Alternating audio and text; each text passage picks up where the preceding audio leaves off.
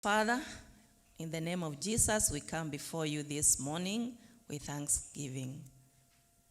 Thank you, Lord, because you have assured us that you have good plans for each and every one of us, plans to prosper us.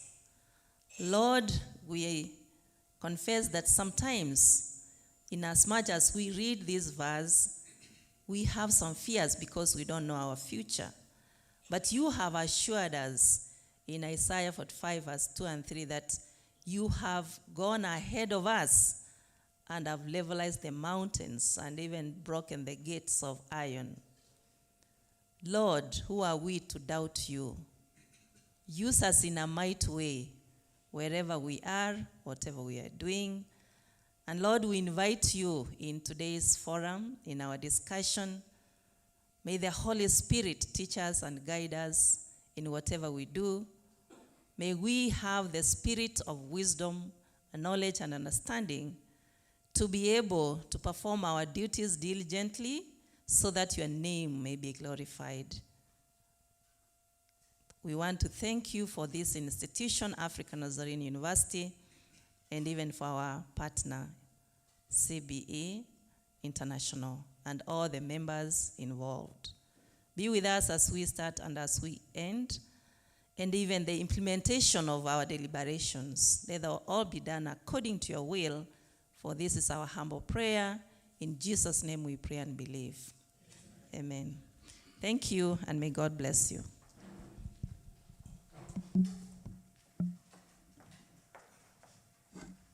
All right, thank you. Thank you so much, Prof. Ongiti. Yes, the Lord indeed has good plans for us. And we are going to begin our session. And we're going to begin the session by introduction. And the person who will lead this session is David Rosho. He is a board chairman of CBE International. Welcome.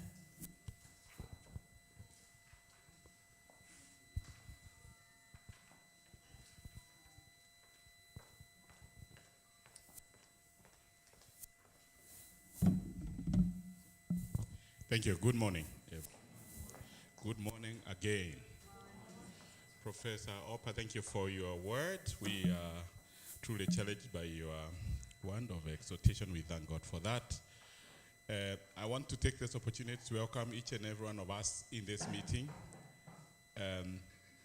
Your being here is a testament of the fact that we are doing something serious, and that makes all the difference. And particularly so, the community of African Nazarene University, with your leadership around, we are encouraged by that presence. We will recognize every one of us here that we're saying, you are here rightly for an opportune time. My name is David Roshu. I want to welcome all of you and also make some few remarks. Before we get to know the people in the room, I would want to make sure that we are aware what a momentous opportunity we have, what an important matter we are discussing that is in the destiny of the Kenyan people, especially the Kenyan children. Nations and any formations of society that take care of their younger ones thrive.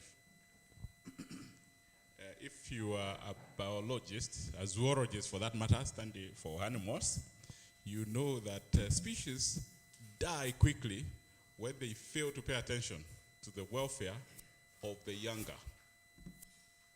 That's how extinction happens. When older doesn't take care of the younger. Extinction in biological cycle happens. Now we have an opportunity here as a community of people called Kenya to turn around the directional thinking and training of our children. I thought it had begun early. Anyway, so we have an opportunity here as a Kenyan community to be able to turn the trajectory or the training of our younger. That is how nations are built. When the younger arrive to playing their role in nation building when they are correctly trained. So we are here rightly for a very important matter. Again, as we make the introduction, you do know, and many in the room here do have the understanding of the debate going on this week, not just last night. this week, the Presidential Task Force launched its report on what they think ought to be any change whatsoever in the CBC journey. That's important because now you know the mind of the government that will be with us for the foreseeable many days to come, based on the choices of Kenyan people. And then the journey of CBC is long and winded, and I do not wish to get into that journey because people in this room all know it. But we are in a time where we are rolling it out to the actual people, the children. And so welcome to being part and parcel of a direction of thinking and working for the sake of the Kenyan children. Good morning. Are you with me? Yes. So I want to raise your heart even as we introduce people. I want to spur your heart up because we are scratching a very important matter for our country. Last night, those who watched the big debate, I'm glad, Dr. Wanjoy, you are here, and Mr. Munene is just about to walk in, and the others who were in that debate last night. And the debate went on and on up to the late in the night, into this morning. And the debate, and I thank you, Dr. Soro, we were saying, oh my goodness, that was too much for too little time. It can be done in 4 hours. It can be done in a week long. And people are debating and sharing information on what the non-clarities are and what the issues need to be attended and so on. That's great. When people speak, they form directions. However, we gather here this morning to offer a solution. That in the midst of this debate, there is something we can be doing and doing it rightly that builds up to the rollout of the CBC to the Kenyan children.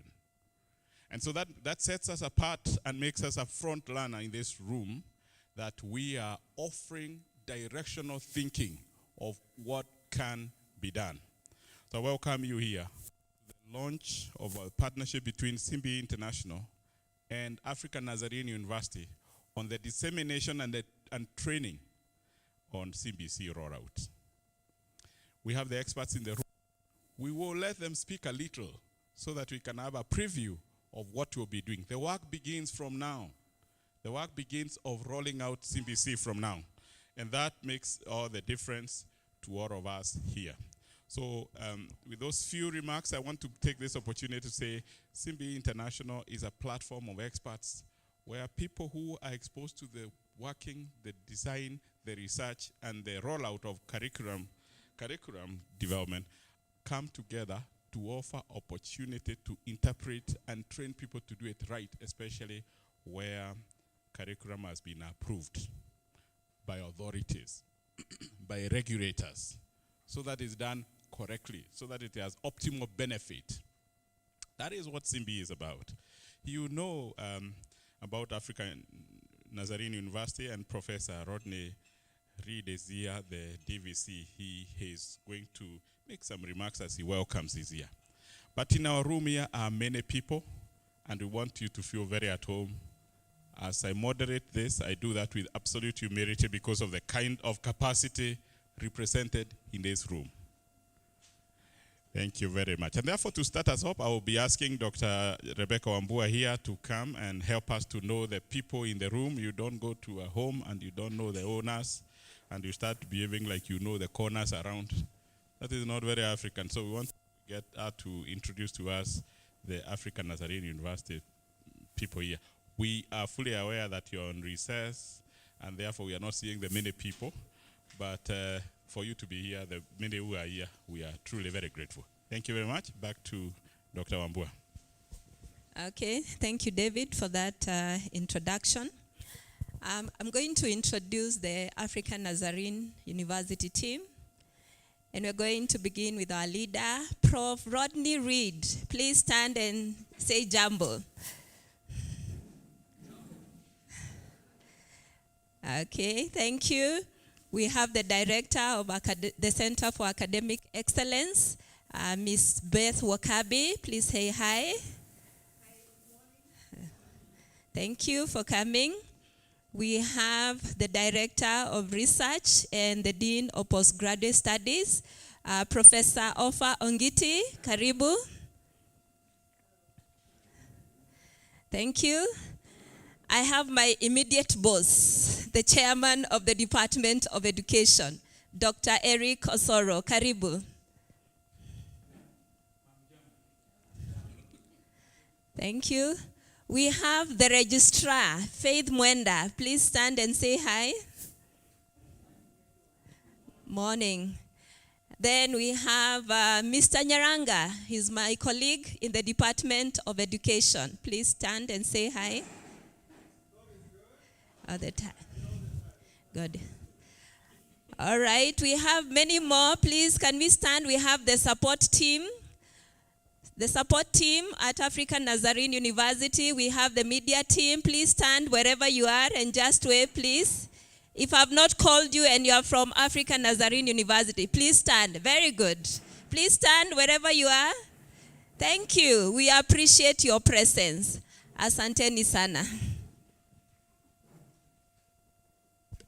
Thank you. Thank you, Dr. Wambua.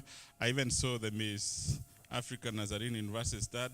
There are many beautiful people around. Why don't you start again? I think we give her a clap. That doesn't just happen to. I think we know that, isn't it? And therefore, we need to celebrate where there is special capacity.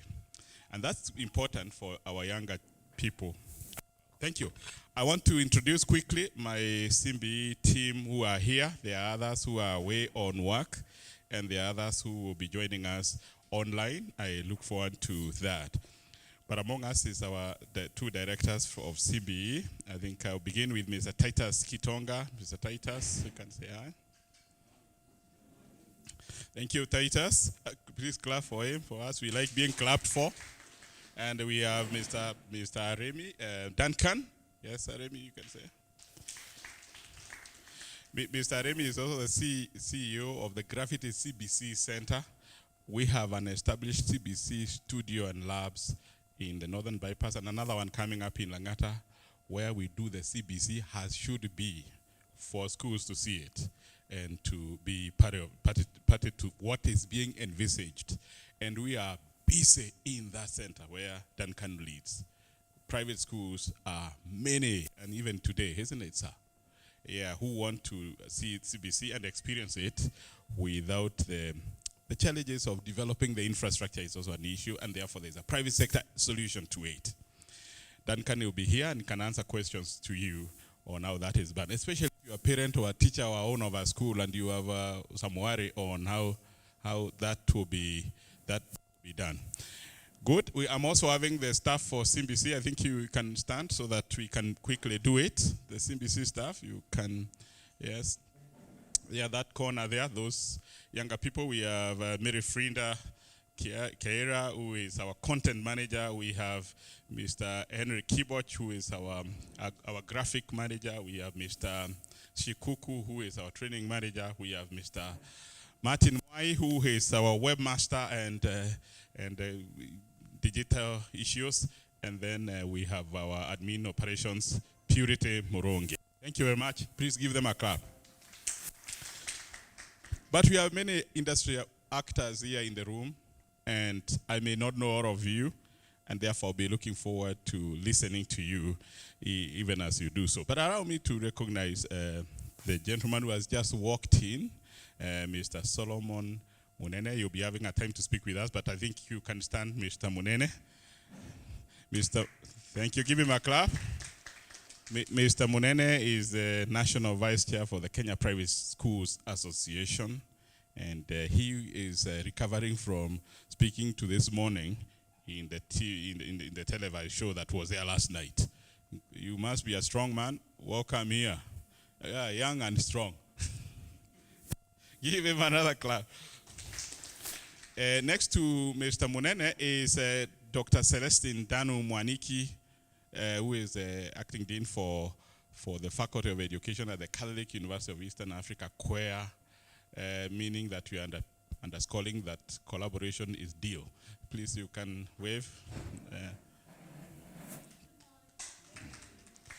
Thank you, Dr. Celestine. We have also Madam Beth Bura, who is a special needs education expert at CBE. You can also wave, Madam. Yes, and there will be some moments for us to speak, for them to speak. We also have other people who have come in from the association. I think perhaps Dr. Wajoy, who is an investor in school and also a member of WASA. Dr. Wajoy, you can wave. Yes. Good. Yes. And I don't know whether Dr. Fidel Baraza is here. Is she? Yeah, good. You can, yes, you can greet. Thank you. Yes. And we also have many investors in school direction, as owners of schools, as directors of schools, as BOM members, and the kite, and they are in the room. That's where the rubber meets the road, isn't it? So I want you to stand, all of you. I may not have all the understanding of you. You can, and I'm glad to meet you, Faith. Know you for a long time. Do we have those who came from Wasa, Abet? Yes, you can stand. Yes, that's the team. Let's give them a very good clap. Thank you very much. As we begin this journey, those who ask hard questions, and those questions must be answered by the experts in the room. Don't spare any question. I was seeing people in the debate, Daktari, very uncomfortable with some very direct questions on CBC, especially the authorities, and not having really a good answer because there is something new. We want those questions. Our training program that is in partnership with African Nazarene University is tailored to look for solutions. Yes, not for political reasons, but deliver value. Are we together? Thank you very much. But there are also there are other people in the room who I may not have picked, who are interested in hearing what we are doing here. We are launching a partnership to train, to disseminate, to research, and be sure that CBC rollout is optimally being done for the benefit of the Kenyan people. How are you doing? So this morning we welcome you here and looking forward to a great opportunity.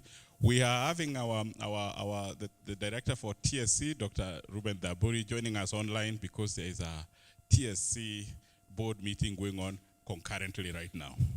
But he has offered to be on standby online so that he can address this forum via the video link. And so, Daburi, if you are there, Daktari, we appreciate your presence here. We had also hoped to be joined by Madam Salome Huenya, who is the Nairobi Regional Director for Quality Assurance at the Ministry of Education. She is on mission, and therefore she is trying to connect internet correctly so that she can be part and parcel of this launch. The reason I'm mentioning that is to say this collaboration brings all actors that are critical together. We are better collaborating. Government, private actors, public institution investment, associations like the ones of Dr. Wanjoy and Mr. Munene here. We are working together. But if you recall, and if you have a question relating to you watching the late night show that went on and on, I think it's okay to do so. So to ask it here. We are not afraid of questions. The experts in this room are okay with your questions. We are not second guessing the CBC structure and the way it's framed. We want to talk it because our trainings will be referencing it thoroughly. Yes. And so feel very welcome here and looking forward to a quick event. This is a short event. This is not the time when we can easily have a good delve into the issues of CBC. But this is introductory to say we are ready to do it. The work begins now. Without much ado, I want you to feel very at home and looking forward to to a great meeting. We will have short remarks, engagement, and then be able to sign up our partnership document. Call it a day to begin now the work, as will be displayed in the screens. Welcome. I think that is CTAM, I presume. Yes, CTAM also, which is growing, investing in schools, is here represented by Barasa also, who is the head of Christian education. Thank you very much for listening to me. Please clap for me. So we will be walking quickly to the next session, which is also being led again by my co-moderation here, by Dr. Rebecca. Over to you. Okay, thank you very much. We'd also like to appreciate our online audience. We have people who are watching online, either through the Zoom, because we shared a link, and we have quite a number. Let's appreciate them. There are also some watching on Facebook, on YouTube, because we are also streaming live. So please, let's appreciate those who have joined us. Okay, it's good for you to know who I am. I'm Dr. Rebecca Wambua. I'm a senior lecturer here at African Nazarene University. And now it's my great honor and pleasure to introduce Ms. Beth Wakabi. She is the director of the Center of Academic Excellence. So welcome, Ms. Wakabi. Then after that, you will introduce our DVC. Welcome for the remarks. Asante. Thank you very much, Dr. Wambua. I'll actually maybe want to just start by appreciating Dr. Wambua. She's really very driven, and she has played a significant role in making this happen. So we thank you for bringing this collaboration on board at ANU, and for all the other initiatives that you are spearheading. We appreciate you. Yeah, my name is Beth Wakabi, as has been said, and I'm really passionate about teaching and learning. There's a cartoon that depicts a dog, and someone saying, I taught, let's call the dog Stroke. I taught Stroke how to bark. And then someone says, but I don't hear him barking. And then the person says, I said I taught him. I didn't say he learned. That may sound funny, but it is not. We have just finished our teaching practice assessment. And sometimes we sit in classrooms and you're thinking, teaching is happening, but you're not very sure that learning is going on. And I think there's nothing sadder, if there's a word like that, than really having our learners sit in classrooms, go through teaching, and not learn. Indeed, it has been said that sometimes learning stops when you enter a school system. When children enter, they are very inquisitive. I think we know our 2-3-year-olds, they're always like, hi nini, ya nini, kwa nini? Anyone who has, those preschool children, we know how curious they are. What happens to them when they enter the school system? You sit in a class and the teacher does, zip it, isn't it? Listen to me. And the child sits there and their curiosity dies. And I think one of the things CBC is trying to bring on board is to hopefully have the teacher become the guide on the side and have the learner take the driving seat. I'm really glad that this training is happening, and I am truly hoping that we are going to revolutionize how learning happens in those CBC classrooms. Sometimes we've had very good curriculums being rolled out, but the implementation is where it all gets lost. You will agree with me, even 844 was a good system, but did we implement it as planned? No. What are we focused on? Grades, the curve. Even here at the university, we are really trying to transition from the normal curve to criterion-based assessment. I heard yesterday someone say, if I am teaching a child how to tie shoelaces, yeah, I should judge them by their ability to do what? To tie the shoelaces, not by how many other learners have learned how to do it, right? But whether that particular learner can actually tie the shoe. So this normal curve thing, really, it doesn't really make sense. And I love that we take things like in medical school, they don't use the normal curve. I don't know why we feel like we need to use the normal curve, because you don't want to hear that a doctor got an A because they were just the top. You want to know that they got an A because they can actually treat you and you get well. You don't get a driver's license because you're among the top 70%. You get a driver's license because you can actually move a vehicle, start it, take it onto the road, park it safely. That's when you get your license. And I believe this is what CBC is about. This is the change from, I had someone yesterday say, and he didn't elaborate, he should have elaborated some more. He said we are moving from examining to assessing. And I wondered, maybe you need to tell us more what the difference is so that it's not just a word. We are moving from examining to assessing. What does that difference really mean? And I'm hoping those are the kind of questions those are the kind of things that will be unpacked today and in the future as we continue rolling out these things. So I'm really excited. I am hoping that through this partnership, we are going to have CBC being operationalized the way it should be. And so, karibuni sana. When I walked in this morning, it was very nice to be welcomed by people like Rocio there. We were being welcomed by our guests. So allow me to take this opportunity to welcome you and thank you for being there early. And the CBE group, really, we love your professionalism so far. And we do hope that this professionalism, we are actually trusting and we believe that this professionalism that you exhibited this morning is what is going to be the hallmark of what CBE is.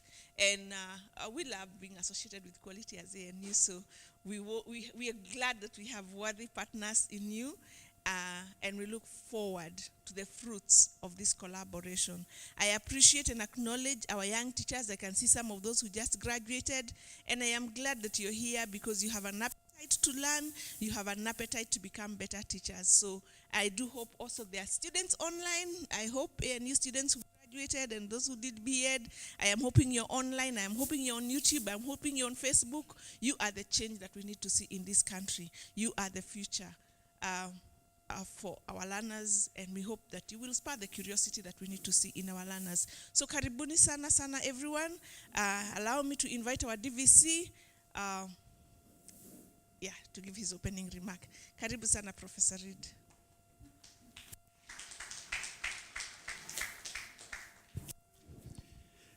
Asante sana, karibu sana.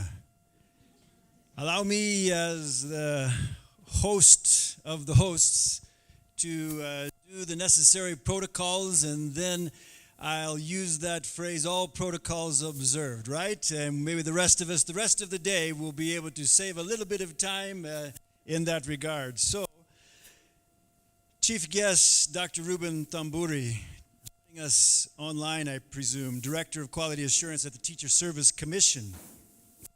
Mr. Solomon Munene, National Vice Chairman, Kenya Private Schools Association. Moses Wakono, National Chairman, Unified Abet Schools Association of Kenya. Ms. Beth Mbura, CBE Special Needs Education Expert. Dr. Paul Wanjoy, Director, Sharp Group of Schools. Ms. Salome Wenya, Ministry of Education, Regional Director, Quality Assurance and Standards for the Nairobi region. Dr. Celeste Danu, Acting Dean of the Faculty of Education at Catholic University of Eastern Africa. And Mr. David Rushiru, CBE International Chair and Convener, and the entire CBE team, and all of our guests, students, faculty, staff, etc., who are with us either in person or online in some format, all protocols observed. Welcome to Africa Nazarene University. We are so delighted to have you here today to continue that conversation that was begun last evening, and even before that. Actually, it's been like 6 or 7 years we've been in this conversation about CBC within our great nation of Kenya. I feel a bit at a disadvantage because I slept early last evening and missed the entire conversation. But it sounds like it was something very, very lively and that I should have been tuning into during that time. We are just very happy here at Africa Nazarene University, and on behalf of our Vice Chancellor, Dr. Stanley Bebe, and the entire ANU community, delighted to say how pleased we are to be part of this partnership. Because we believe that this partnership will truly add value to what is going on in our nation. Excited to be joining hands with CBE International in this partnership, the main purpose of which is to promote awareness, understanding, and efficiencies around the delivery of the competency-based curriculum here in Kenya. In many ways, this partnership is about enhancing the competency of our nation's ability to deliver the competency-based curriculum.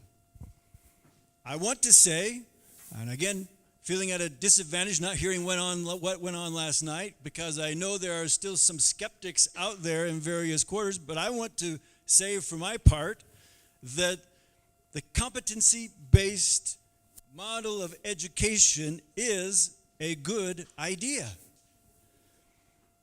The problem with our outgoing educational system, 844 so-called, was, as Mrs. Wakabi has just mentioned, too much of rote memorization, dumping information into the minds of our young people and expecting them, throwing them out into the world and expecting them to do something with it. I was just last week at the Kenya School of Government when our cabinet secretary announced the COOPS placement results for the nation.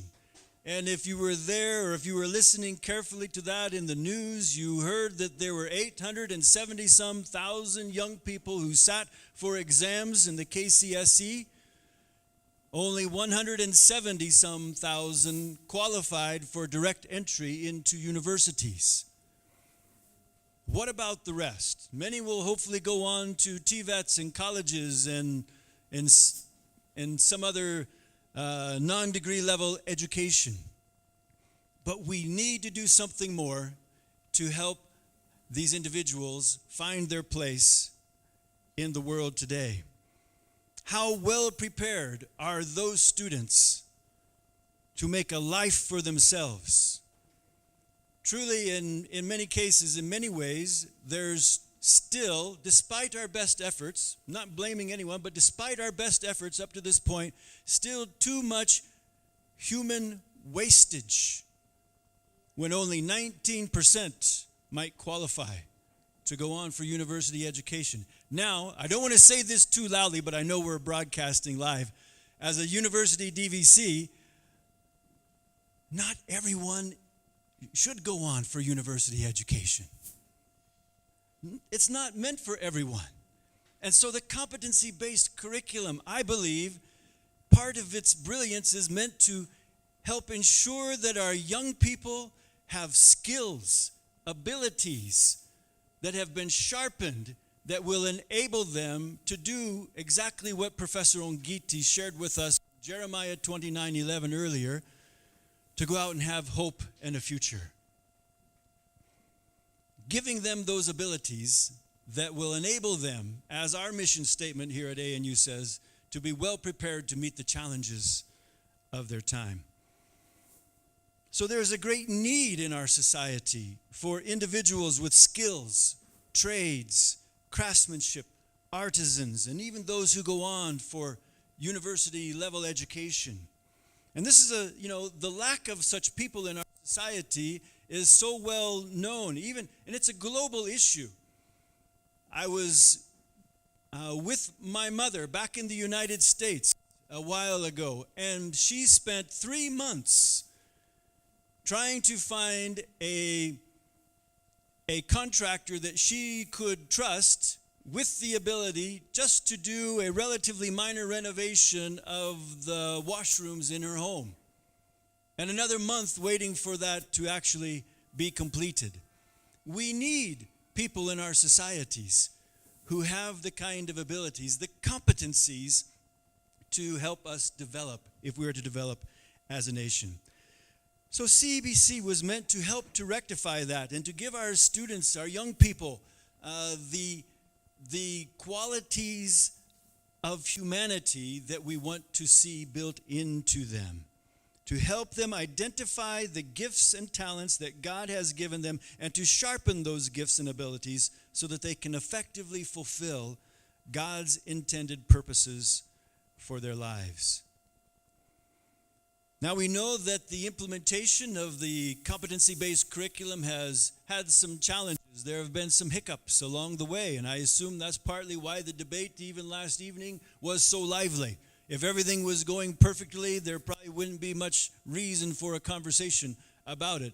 And so we're still in that conversation. And that is precisely the space that this partnership between CBE International and African Nazarene University is meant to address. Continuing to help to address the issues that we face as we roll this new curriculum out. So why African Nazarene University? Why are we, what is our motivation, our desire to want to be part of this conversation and this partnership, and why might we be considered a good partner in this dialogue? Well, first of all, our core values here at African Nazarene University. If you were to gather any segment of our student population, I would venture to say 80% or better could tell you the 3 C's of African Nazarene University: character, competence, and community. Character, competence, and community. So in some ways, you can rightfully say competence is African Nazarene University's middle name. It's right in our 3 C's.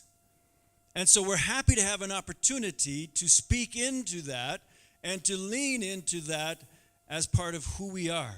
Our intention is to give our students those competencies. In fact, just recently we went through an entire revision, a university-wide revision of all of our curricula within the university. Last year we focused on our undergraduate programs. This year we've been focusing on our graduate programs. Next year, our non-degree programs.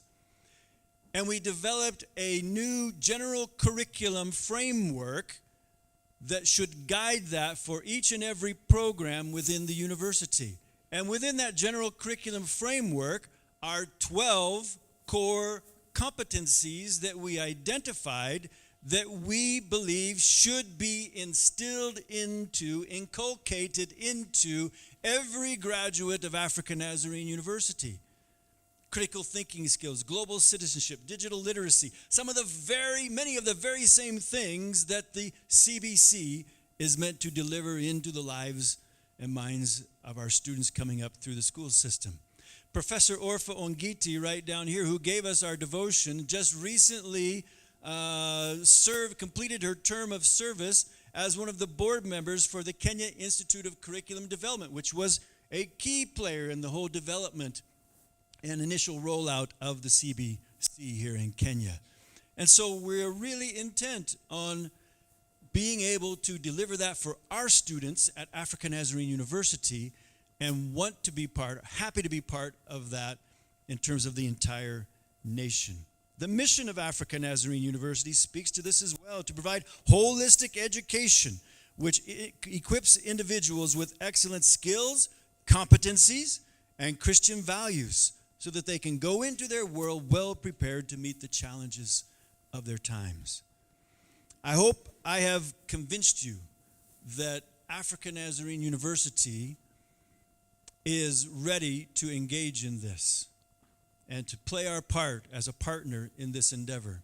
Finally, I would say our education department, led by our able Dr. Eric Osoro, and his team, including Dr. Wambua serving as a key liaison between African Nazarene University and CBE International.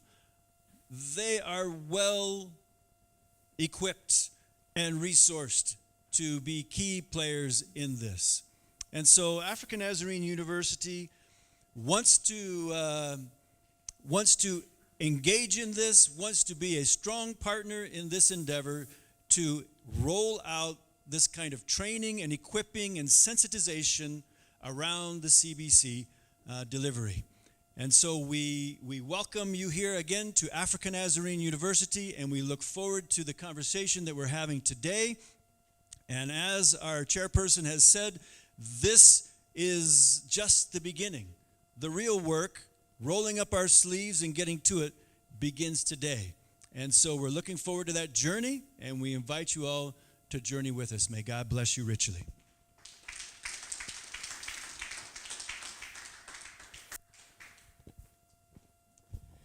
Give Professor Reed another applause. Prof, your passion to this is not in doubt, and your words of confidence in the partnership, and especially on the ANU's capacity to take leadership in such a critical matter, is extremely very heartwarming. Thank you. Another clap for Professor Rodney Reed. You've made many remarks that are profound. We want everyone here to be challenged, including those watching us through our online portal and also the media as well, that the work of CBC is best prosecuted in a partnership of well-meaning, well-determined, well-qualified. This is curriculum. You've got to be qualified. This is not trying it. This is doing it correctly. Thank you very much once again, Professor Rodney Reed. We want to move quickly. This is simply a partnership launch, so we will not delve too much into many things. However, we want to have a little bit of a preview of the discussions on what curriculum really is and the nitty-gritties of CBC as it rolls out from the assembly plant. And so we want people who are well-versed in it to be able to say a word or two about it. And we also welcome you in the audience to raise a comment or a question if you find it very biting, and that is okay. That's welcome, because we are here for a real deal. We want to deliver the real issues. And so without much ado, I'll be calling in here a team for expert discussion. These are people that are seasoned, who we will be engaging in order to hear them a little so that we can be able to take things forward. Mr. Munene, even though he was late into the night trying to crack the thing, we want you to know that the debate has just caught fire. It is not going to stop. And so we continue with the debate here. But as we debate, we give solutions. There was a certain CEO in a Kenyan parastate. Let me not say his name just because he might be your uncle and you may take too much credit. And he used to be senior, and I knew him, and he used to have a principle in his office. That if you came to his office to give a big parastato here, one of the top delicate ones, he used to say, if you come to his office to give a problem you have, he will listen very keenly and even take notes. But if you head by giving the problem, you'll be followed by a memo of warning that you're not working. Because he used to say, I'm employed to hear solutions. About the problems, that's why you went to school. About this, and therefore you can do them at your personal level. But giving ideas on how to resolve a problem is the process of managing a matter. And this morning we gather here to offer a solution to a complex matter in our hands, and that is the rollout of the CBC to our school system. Thank you very much. And therefore, to join us here, I wish to ask our sister, Dr. Celestine Danu, the acting dean at the Faculty of Education at the Catholic University of Eastern Africa, next door, nearest university, I presume, neighbor, to come over here. Perhaps you can be able to speak here so that people can be no doubt give a clap to Dr. Celestine as she comes around. You can take one of the seats. I also wish to invite Dr. Paul Wanjoy, who is a school investor, a seasoned educationist, a member. Please give him a clap. Who has been playing a leadership role in associations that foster the private school associations, and therefore here in his capacity as such. Give him another clap as he sits. I also wish to welcome Ms. Beth Bura. Beth Bura is an educationist, is a PhD candidate, but has been senior variously in the Kenya government, especially the Kenya Institute of Curriculum Development. Give her another clap as well. Yes, and finally, and not least, Professor Opa Ongiti, who, as you know here, is a Director of Research and Dean of Postgraduate Studies here at the African Nazarene University, and a Curriculum Development Specialist variously. Give her a clap as she comes here.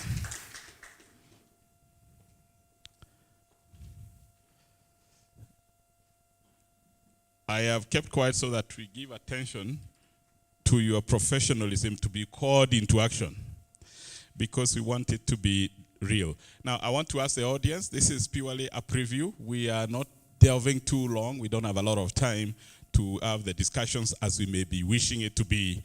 But because we are signing a partnership on the rollout of CBC and therein for the various actors and stakeholders, we thought it's wise for the actors who are professionals and experts in it to give some few thought lines and be able to take it from there. And so perhaps I may begin on the far most left, right, with our sister there, Ms. Beth Bura, who is a special needs educationist with experience spanning for over 25 years, and both developing curriculum and practicing it. And perhaps, Madam, you may want to walk us your own comment on from a practitioner's, a perspective on the special needs as is being captured in the current CBC rollout. Remember, we have both the CBC design and approval and the Presidential Task Force review thoughts. So we are expecting the experts to have been able to appraise themselves with the entire journey. And so, Beth, what is the place of special needs education in the current rollout? And what's your comment on how it sits correctly or otherwise? Over to you, Madam Beth. Thank you so much.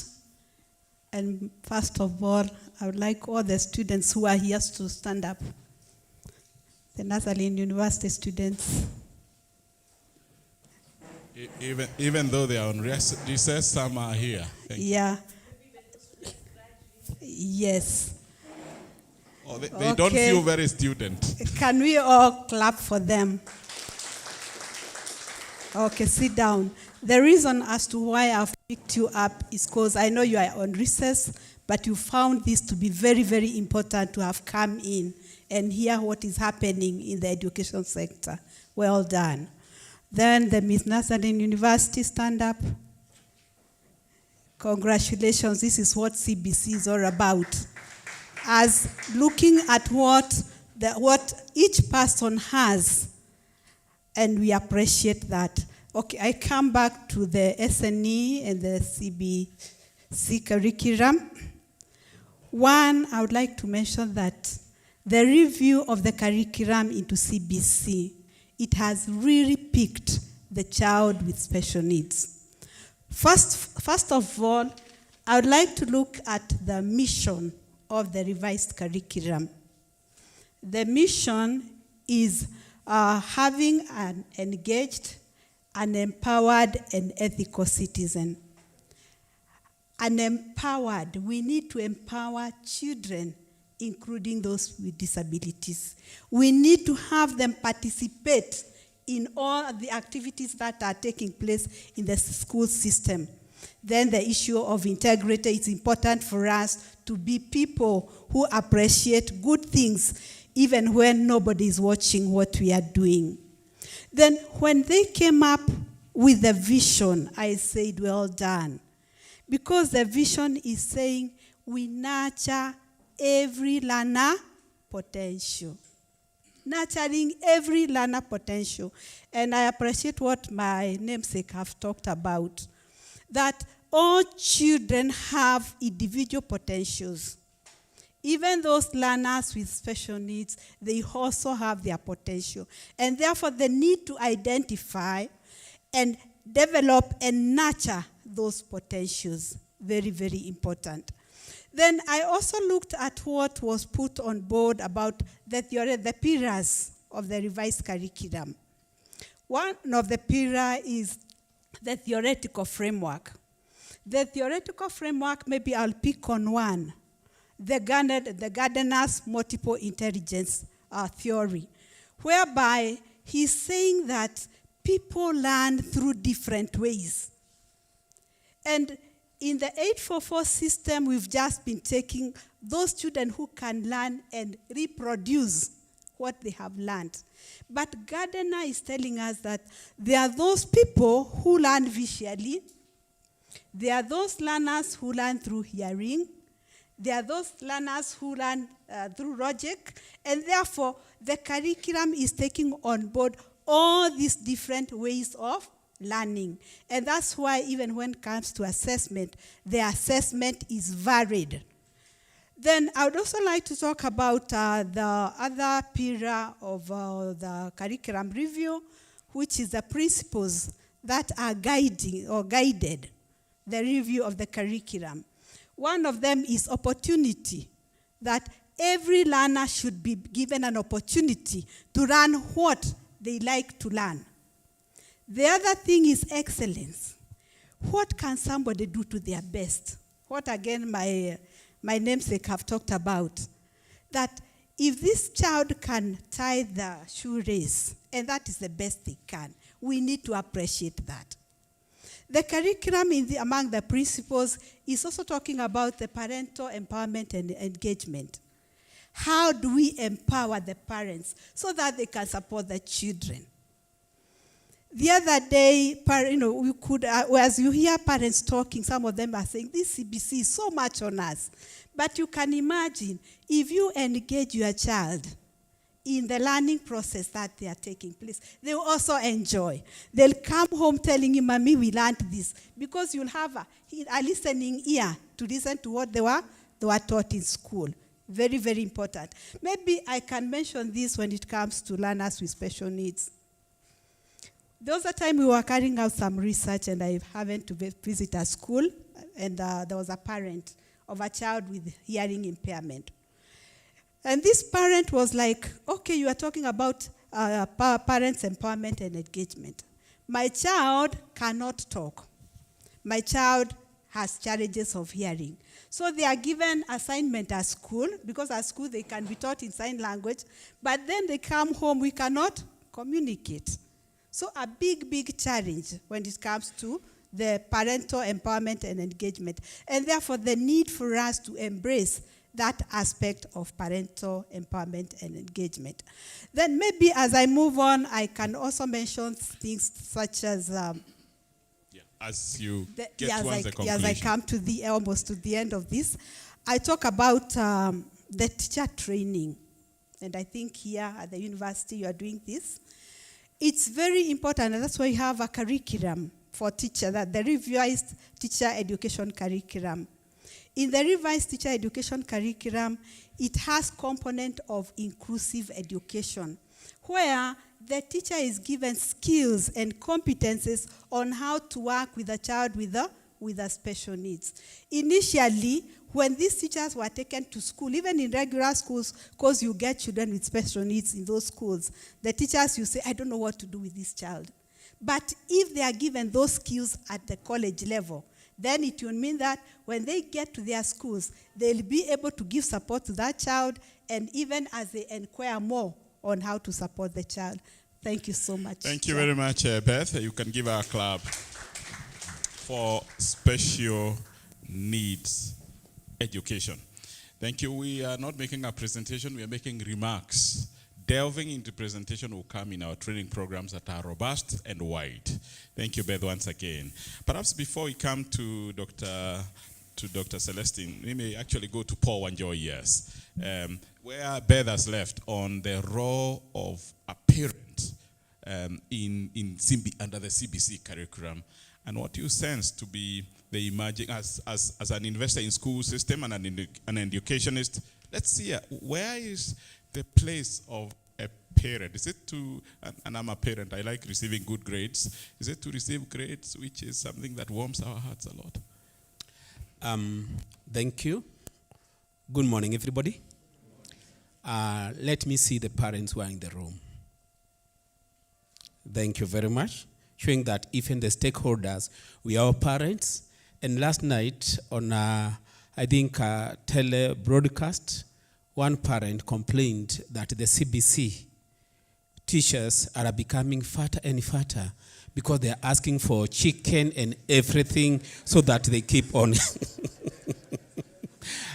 So, with all respect to that parent, I would like to say that she indicated exactly how the parents are viewing the CBC.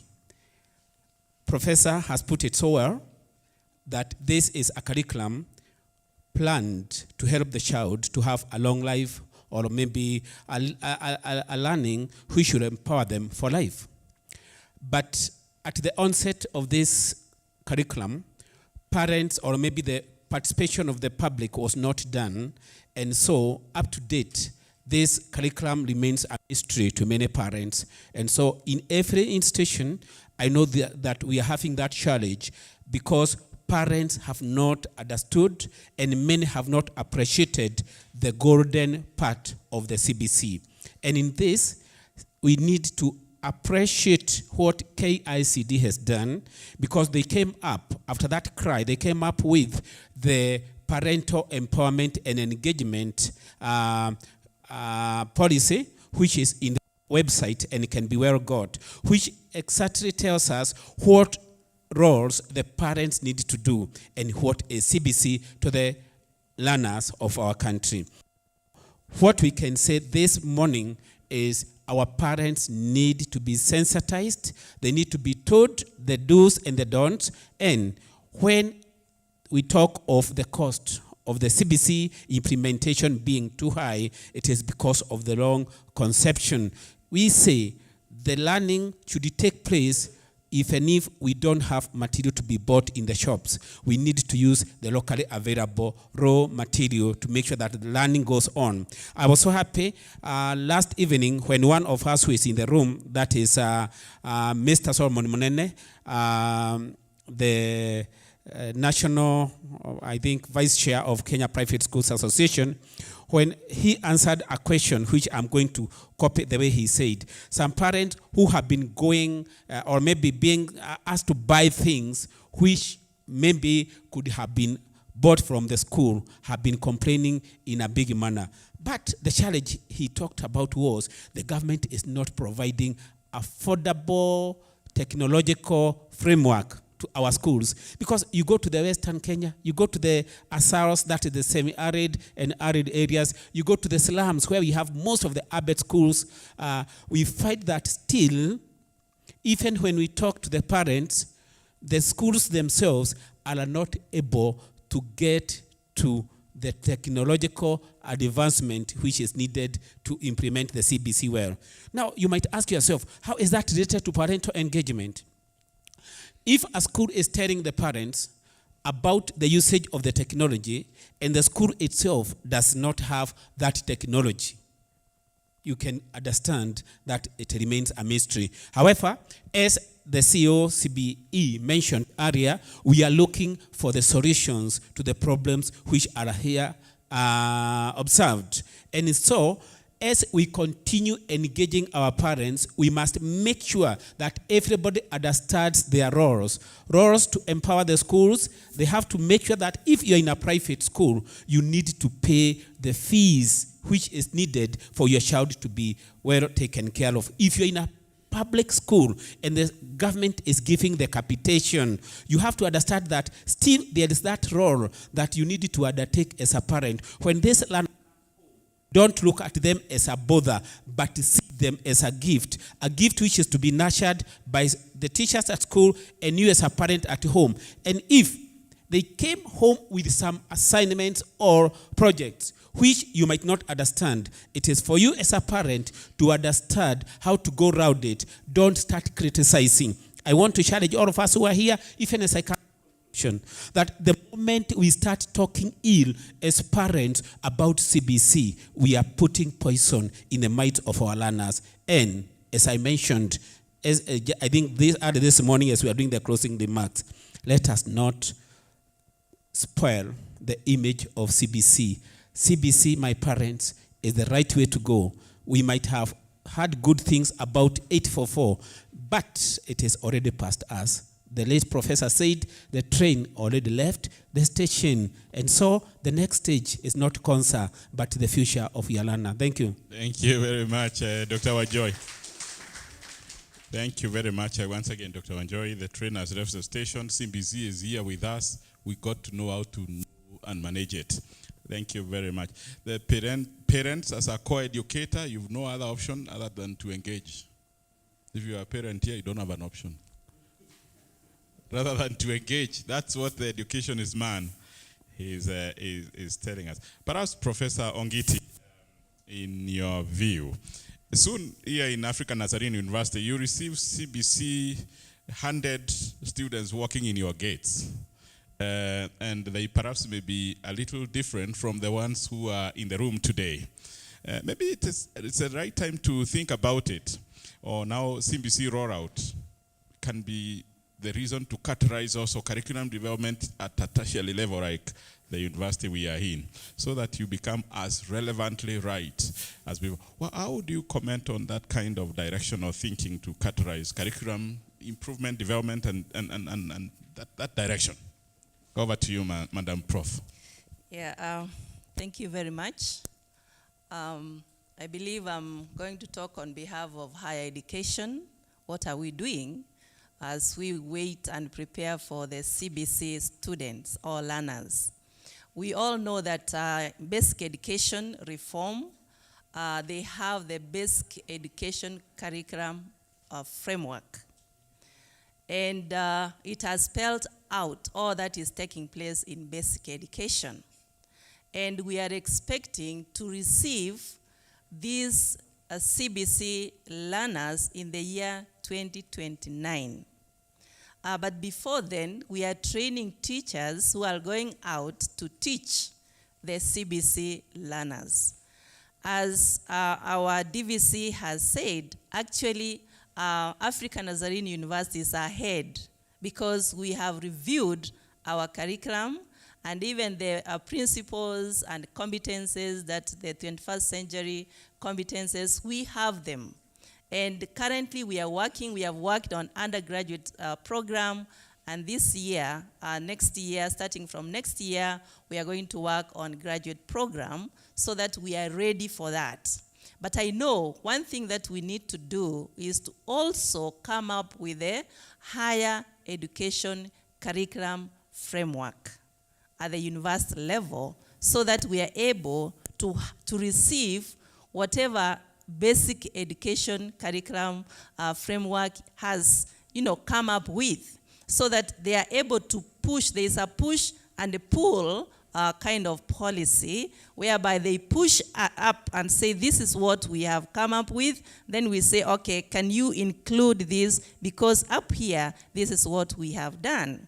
And again, it's not going to be only from the Department of Education, because in higher education, for instance, my area is in education administration and policy studies, but I'm able to teach in other departments because of my area of specialization, meaning that it's not only the faculty from education department who are being trained, but all of us as faculty members. And from the Center of Academic Excellence Center, which is being headed by Beth Wakabi, there's a lot of training, experiential learning, transformative learning that is taking place. The faculty members are being empowered all the time so that they are ready to change the pedagogical approach in the classrooms. And even at Africa Nazarene, we have what we call the 21st century classrooms, whereby we have the modern technology that lecturers are using in their presentation, because we have this kind of blended kind of learning, whereby, as even we are talking here, there are some of the members who are online. But one thing that I can say is that, as one of us has said, that parents need to be well engaged, because in as much as we talk about teachers and even students, we have not had learners complain about CBC. It's the parents who are complaining, and the complaint in most cases is financial. They say we are being asked to buy a lot of stuff. But remember, the vision of a CBC is to have an engaged, empowered, and ethical citizen.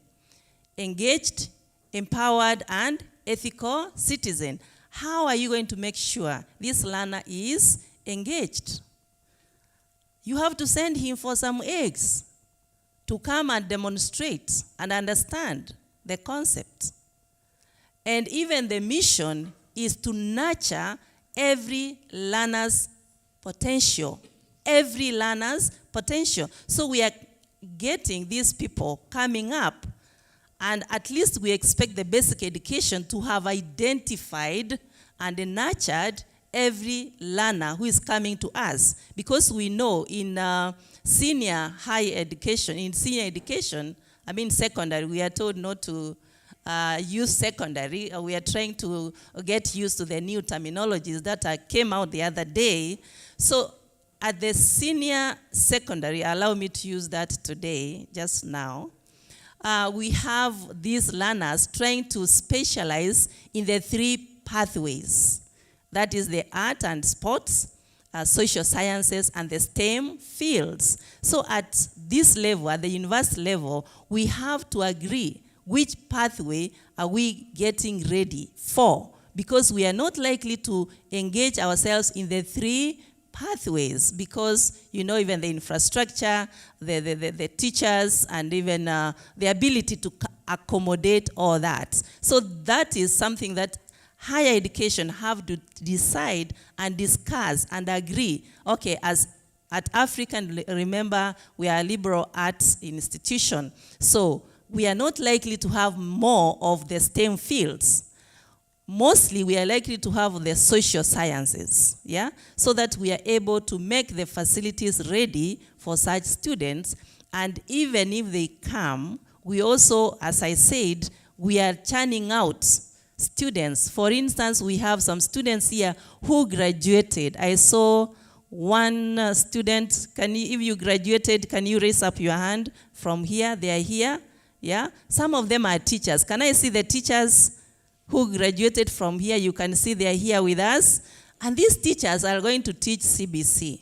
So we have really to prepare them so that they are able not to only concentrate on the examination-oriented approach, but expose the learners so that they are able to have the competences, the abilities to teach, and even to be able to embrace the CBC that we are talking about, and not to go there and go back to the traditional system of education. We know that tradition die hard. They die very hard. So sometimes we need a lot of monitoring and evaluation and a lot of empowerment every now and then. The training is ongoing. We are not going to stop and say we are done, because the most critical part here is the training of faculty, is the training of teachers, even the content creation. What kind of content are they going to learn? So even the content creation, these people have to be trained. But who is training them? Are they ready? Because we may be telling the faculty, do this. Do they really know what they are doing? So there is a lot of training, and in most cases we even get outsiders to come And as you know, African Nazarene University is very international. We always get people coming from out to train us on how to jump into this CBC because we know it has worked elsewhere. CBC is the best, but our attitude, that is commitment and engagement, is very critical. And even the discussion that we saw last night was based on the attitude. Some people are even jumping into it without really understanding what it's all about. I received one student who put me in a WhatsApp, and he is collecting money because he has been admitted in one of the universities. And then I said, but I thought you were going to be funded by the government. He said, I don't know. So why are you collecting money? But you know, we don't have money, we are poor. How much has the government given you? I don't know. So the parents are panicking. They are panicking everywhere. And then I said, can you wait and see how much you're going to receive? After that, then you contact me. So I'm yet to hear what the student is going to tell us. So let us embrace our CBC. All of us should be engaged, and it's something good that we have to support and also try to be optimistic, because if as educators we are pessimistic, saying it's very expensive, whatever is happening is not good, what do you expect Mama Mboga to do? Thank you. We are together. Thank you very much, Professor Ongiti. Very well said and appreciated. One of the product of this partnership is a program on PEE, parental engagement and empowerment, that rolls out from the 19th of this month in order to sensitize parents to be co-educators through every aspect of CBC. The next one is retooling of teachers, whether they are ongoing students or they are teachers who have been practicing and want to be much more relevant to the new reality of CBC. Again, this partnership is going to be rolling out robust programs here and in the counties on retooling of teachers and parental focus. So you're quite on spot, Professor Ongiti, for that challenge. And 21st century parents are a little bit, they always feel better than the parents we had, so they always keep criticizing school establishments, sometimes to the detriment of the child's learning. So parents, please, as Prof is challenging us, this is with us to manage it. Thank you once again very much, Professor Oprah Ongiti. Perhaps even two ones ahead, and not the least, Dr. Celestine Danu from the Catholic University of Eastern Africa. It's important for us to see the place of partnership for the rollout of the CBC. Perhaps where is a place for stakeholders to partner? We called, or rather this partnership called you in as a neighboring educational establishment that we have regard for, because we would want to say that CBC is for the entire country, and therefore cross-running is important. Let's hear your thoughts on the place of partnership between various educational stakeholders for CBC rollout. Over to you, Dr. Danu. Thank you, Mr. David. Once again, good morning. May I start from where Prof stopped? I like what she has talked about, the attitude. And then I ask ourselves, where is the CBC coming from? Probably it started as a dream, informed by the global trades. And probably Kenya felt it ought to catch up with the rest of the world. And what happened after that? They reached out to the society to get the needs, to identify the gaps, to know what they can do to fill the gap that was in the society. Whatever is happening now is from us, all of us, because the Curriculum Development Center and the other education bodies came to us and wanted to know the kind of citizen that would like to have. And all the views of all the people where the data was collected were brought together. And therefore, what does that tell us? We are all part and parcel of what is happening. I do not understand when we again want to distance ourselves from CBC. Now, the partners, we are automatically partners. We went to the parents. We went to the churches. We went to organizations. We went to private schools. We went to the learner. We went to universities and everybody. We went to the corporates and we listened to them. We even benchmarked countries, other countries. All these people were consulted. And therefore, they become automatically stakeholders and they should be partners. Now, that CBC is a baby that we have received. We cannot nurture this baby alone. We again need the same society where we got the views from to work with us, to help us. Because curriculum is a tripolar. We have a student at one end, the teacher, and then again, the environment that is around the institutions that mold this learner. As much as we are talking about the streams that we have in universities, as much as we are talking about universities are trying to review their programs, but can they walk the path alone? They cannot. Because we are not experts in every field. I might be having different streams in my university, but I cannot have every expert in those different streams. And therefore, I am so happy when I have the DVC, African Nazarene University, here with us. And I have learned that is from the United States of America. I believe that CBC has been there ever since. So, I need to consult him. He understands more about the CBC.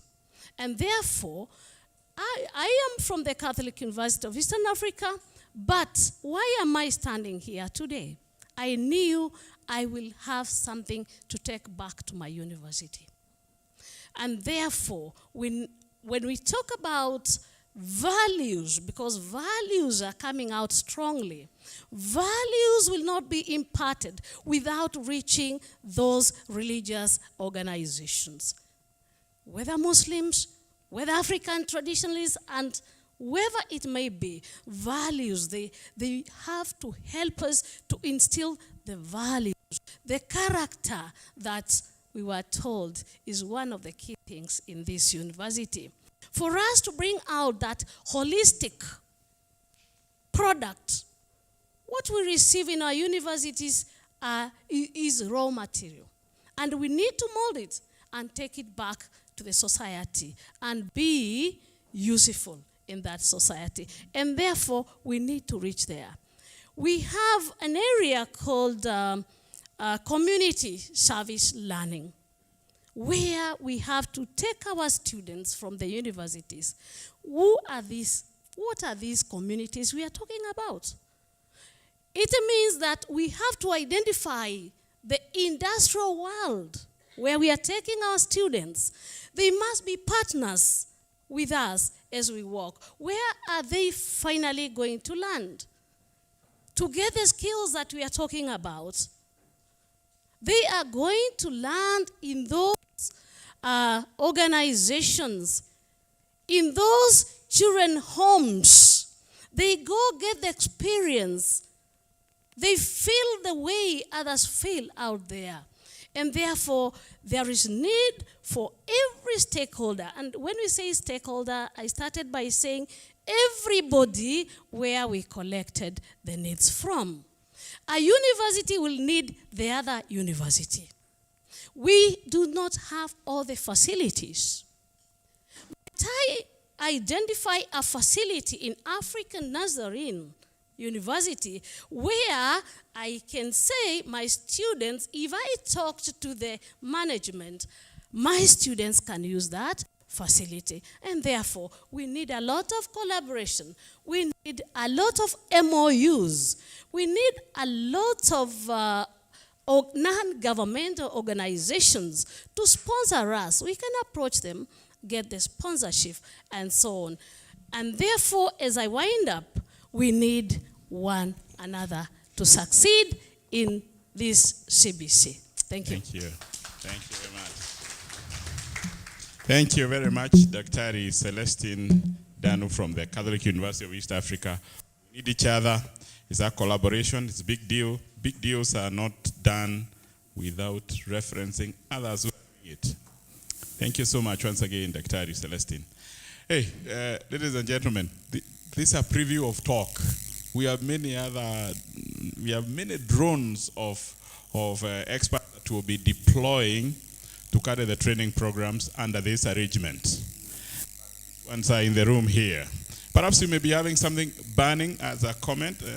My brother, you can pass if you have something to comment or question, I think it will be in order for you to do so right away. Anyone? Or do we close that? Is there anybody with a comment, a question? Okay, good. Dr. Lifida. Good morning. My name is Fidel Baraza, and I just want to mention, talk something small about what Beth talked about, special needs and CBC. And one of the things is that studies around the world show that there is an increment actually in neurodevelopmental disorders, NDDs, examples of autism, cerebral palsy, ADHD, dyslexia, and the like. And these NDDs then continue to be part of the reasons or main reasons where children are being left out in the educational sectors. If you look around, especially like here in Kenya, a number of parents will even hide their children, not take them to school, but maybe because, again, with the curriculums that we have, or maybe even, the curriculums that we have had in the past, they have not been embraced. They have been forced to fit into the system so that they are excluded. Excluding the included. When they come to school, they end up going home and, feel left out. There's something that, looking at CBC and what we are talking about, we have an opening to really embrace, yes, every child. And as you said, as Gardner gives us multiple intelligence, these children, all of us can learn. There's something that I picked along the way just in my reading around. And it's a story about brains and phones. And I just thought maybe I can share here that there are different kinds of brains. And we can think of them as different kinds of phones. There is iPhone, Samsung. We have, many different types of phones that we can think about. Now, different brains also have names. And so we have the neurotypical, we have the ADHD, we have the autism, we have the cerebral palsy, and all these brains have their own way of doing things. And one isn't better than the other. They are just different. And if we try to get a Samsung to use an iPhone app, it won't work properly. Not because the Samsung phone is broken, but because we are trying it to get to do something that it isn't. And so you wouldn't try to fix it, you will change your approach and use the Samsung app instead. And so if you try to get an autistic and an ADHD brain to neurotypical, it won't work properly. Not because the brain is broken, but because you are trying to get it to be something that it isn't. And you wouldn't tell off or punish the autistic or ADHD child or brain for not being neurotypical. You will change your approach and make accommodations. And in real life, the world is based on neurotypical brains. Schools, or rather school, is based on neurotypical brains. How to be friends is based on neurotypical brains. How to talk and listen is based on neurotypical brains.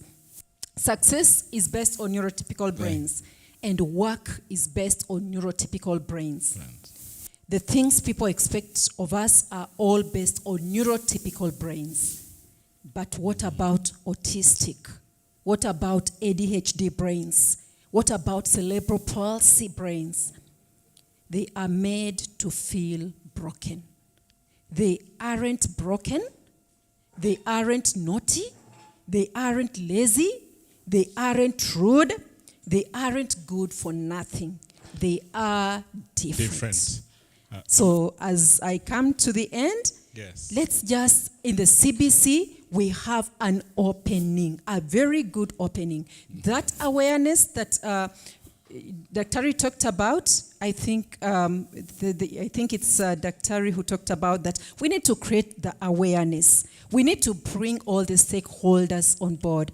And if we do that and leverage on that, we are going to leave no person behind, because societies flourish when every person is contributing, every member, no one left behind. Thank you. Thank you so much, Dr. Baraza from CTAM.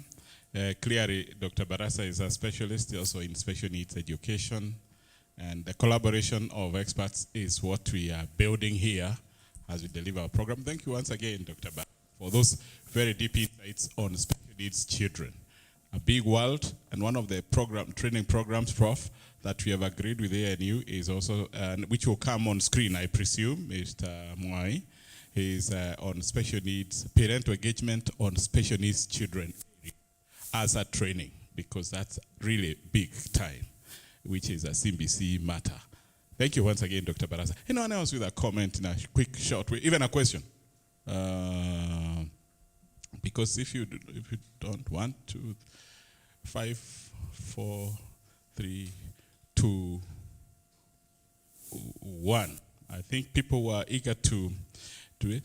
We are at a stage where we want to move to the next level. So we want to, I can sense some people wanting, but I think let's move forward in the interest of time. We are behind time, and we want to make sure that we are moving forward. So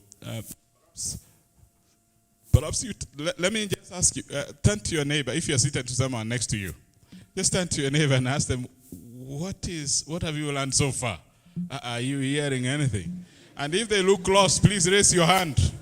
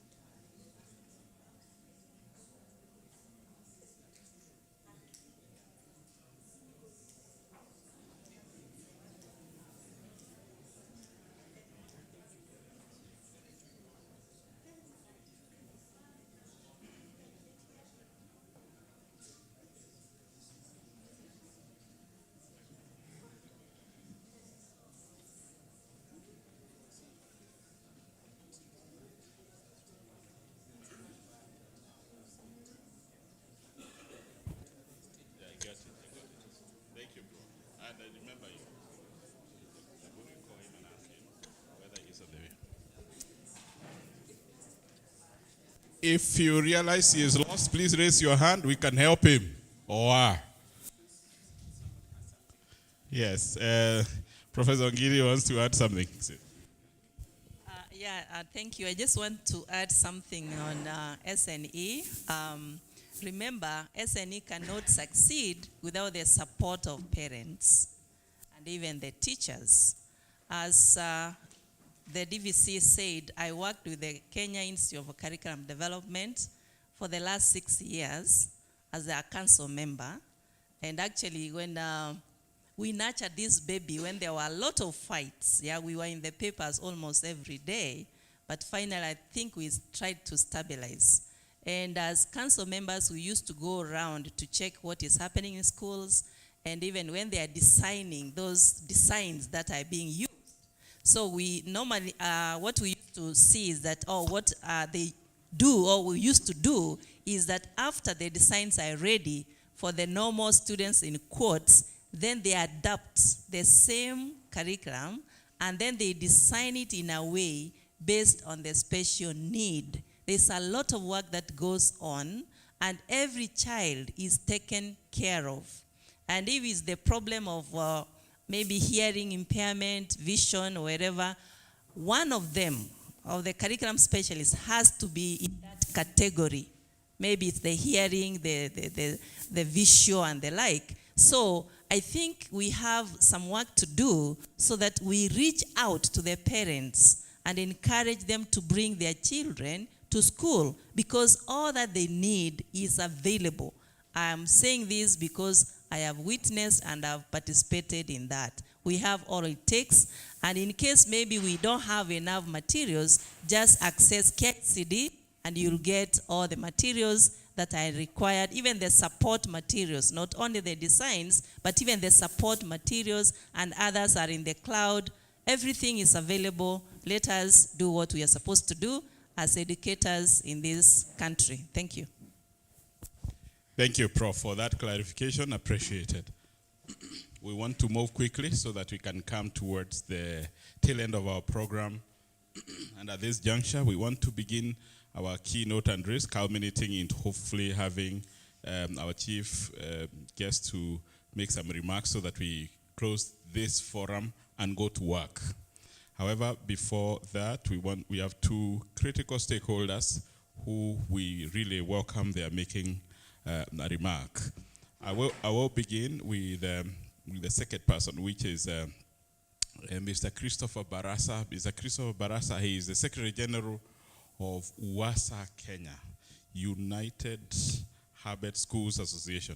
Harvard Schools, he will talk about them, the alternative providers, the schools that address to the very children in every situation, especially the very challenged environments. And Mr. Barasa, he is here, and he is representing Moses Wakono, the chairman. The Secretary General came. Both of them are exceptional people. Oh, please give my time.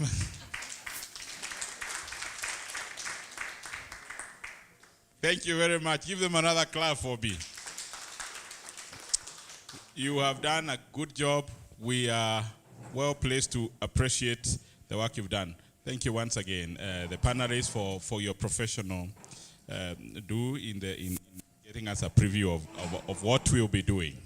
Once again, I want to say we are bringing on board Mr. Christopher Barasa, who was a Kenya Secretary General and also who is an investor in schooling, because he is a director of Genesis Joy Project Institute. Mr. Barasa, you can be walking in as you give him a clap so that he comes to give a keynote address, and we will be, after that, we'll be having Solomon later. So, Mr. Barasa, you are very welcome to make your address. Karibu sana.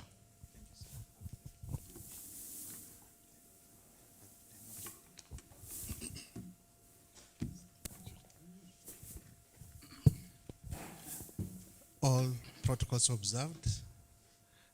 Ladies and gentlemen, good afternoon. My name is Mr. Christopher Barasa, as my friend has said. I'm the Secretary General, by the grace of God, of Unified Abed Schools Association of Kenya. I'm here to represent my chairman, my able national chairman, Mr. Moses Wakono, who was supposed to be here with us, but got an engagement. Is right now on live TV with Citizen, talking about the new curriculum. First and foremost, within the 5 minutes my friend has given me, I want to give it a title, what I want to share with you. The urban slums for the cities of tomorrow. Urban schools these are schools that are found in the non-formal settlement. When you go to Kibera, you will find them.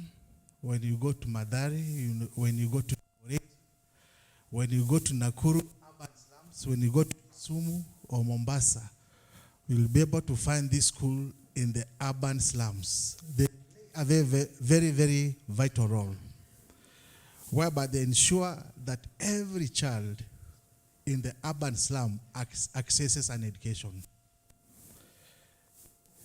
Why have I given it a title as Urban Slum for the Cities of Tomorrow?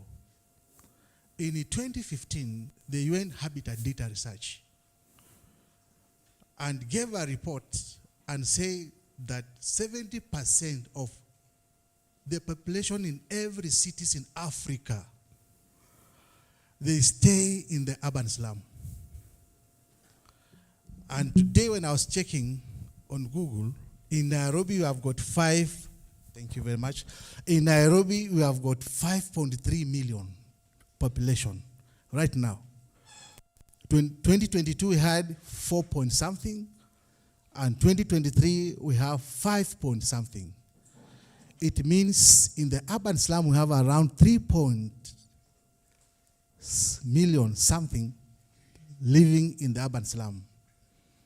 And we have over 1.8 million studying in urban schools, which means alternative provision of basic education and training. It's very important to know that. So when UN Habitat says that we have 70% of the population in every city in Africa staying in urban slum, they went ahead and said that by 2050, if nothing is going to happen, we are not going to have cities in Africa. All the cities in Africa are going to be engulfed by the slums. Do your research very well. Go to Gibra. Nowadays you have got Lower Karen.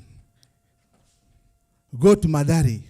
We have got a Lower Modega coming up, a very big slum coming up.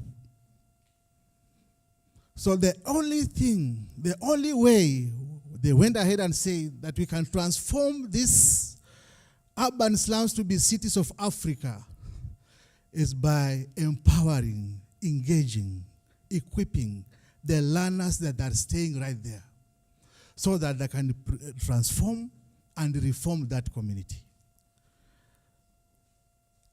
These are the schools the government does not want to talk about it. These are the schools. In November last year, the government was giving it a data of about 2,500 schools in Nairobi alone. Private schools to about 700 and public schools about 235. The government does not want to talk about this. Ladies and gentlemen, the SDG number 11 talks about sustainable cities and communities. We cannot talk about sustaining cities in Africa if you are not talking about that child in the urban slum. That child in the urban slum needs an engaged, it's supposed to be an engaged, an empowered, and an ethical citizen. We love the CBC.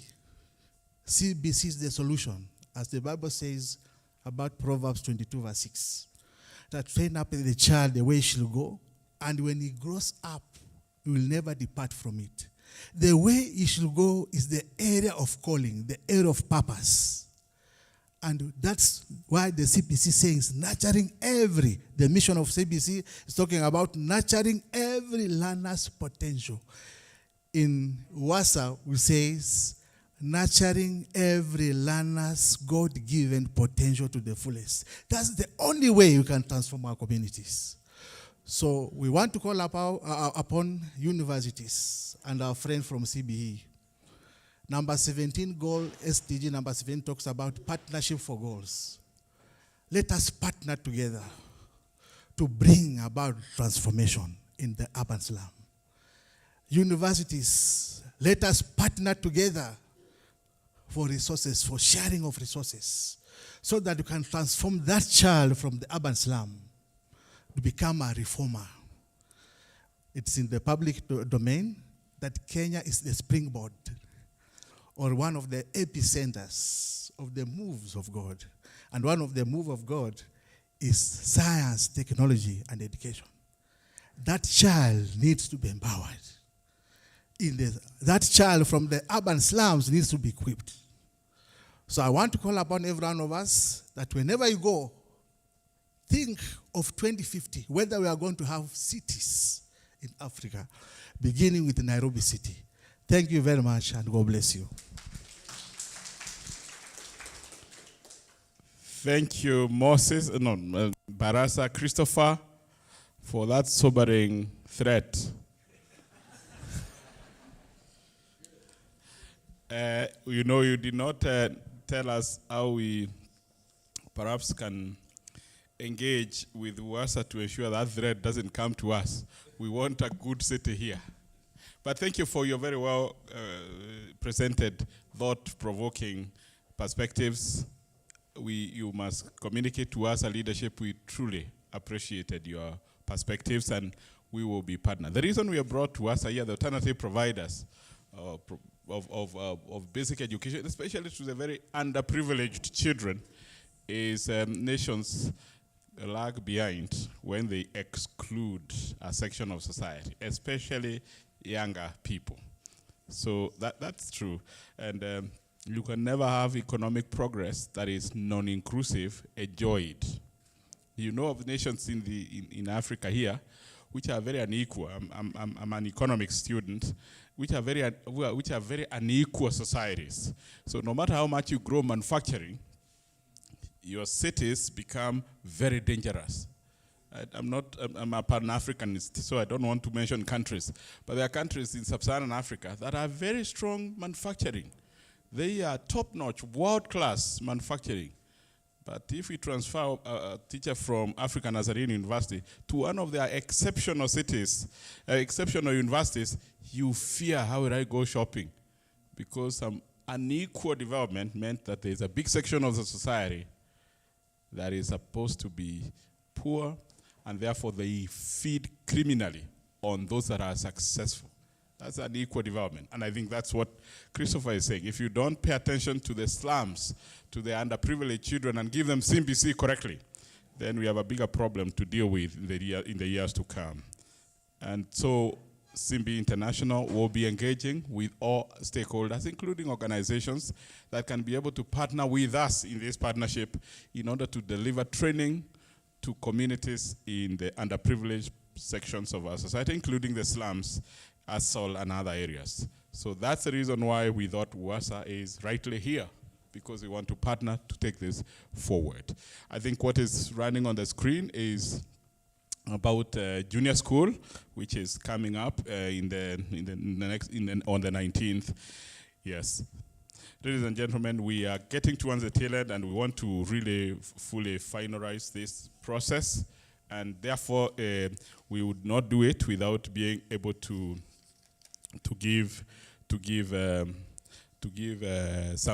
hear some remarks from the Kenya Private Sector Secretariat. And with us here is the National Vice Chairman, Mr. Solomon Munene, who himself is an investor and an educationist of repute, and therefore being given the opportunity to lead the investors in private schools as a National Vice Chair. He is respectful, and we celebrate you, Solomon, and therefore looks forward to listening to you. Put your hands together as we put Mr. Solomon here.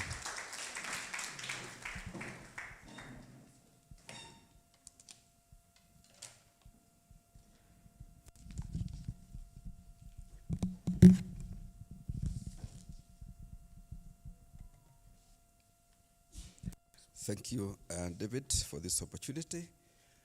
Ladies and gentlemen, and all protocols observed, good afternoon. In Kenya, we greet each other in Kiswahili. It's our language, habari zenu. I'm glad to be here, and thank you for the invitation, David, and also courtesy of my good friend, Paul, Dr. Paul Ajohi, who was able to link me with this great event. I'm very, very grateful, because were it not for you, maybe I would not have been here today. Thank you very much. I'm from Kenya Private Schools Association. So I don't know whether we have got any member here from Kenya Private Schools Association. I was not able to memorize a lot because I think I did not have a lot of time to do it. I must also say that I have some fatigue having left the station past midnight. That is where we were, as David has said. But I'm glad that finally I was able to make it here. Though I was late, I apologize for being late. My name is Solomon Munene. Solomon Munene. I come from Kirinyaga County. That's where I run my school. I'm a proprietor of a private school in Kirinyaga County. For you to become a member of Kenya Private Schools Association, then you must be a proprietor of a private school. That's where I come from, and I live in Kirinyaga. But I'm here courtesy of being the national vice chairman of our association called Kenya Private Schools Association, which is the umbrella body of private schools in Kenya, through which we are able to engage the stakeholders, the government, and people now also to build and organize capacity building programs for our members across the country.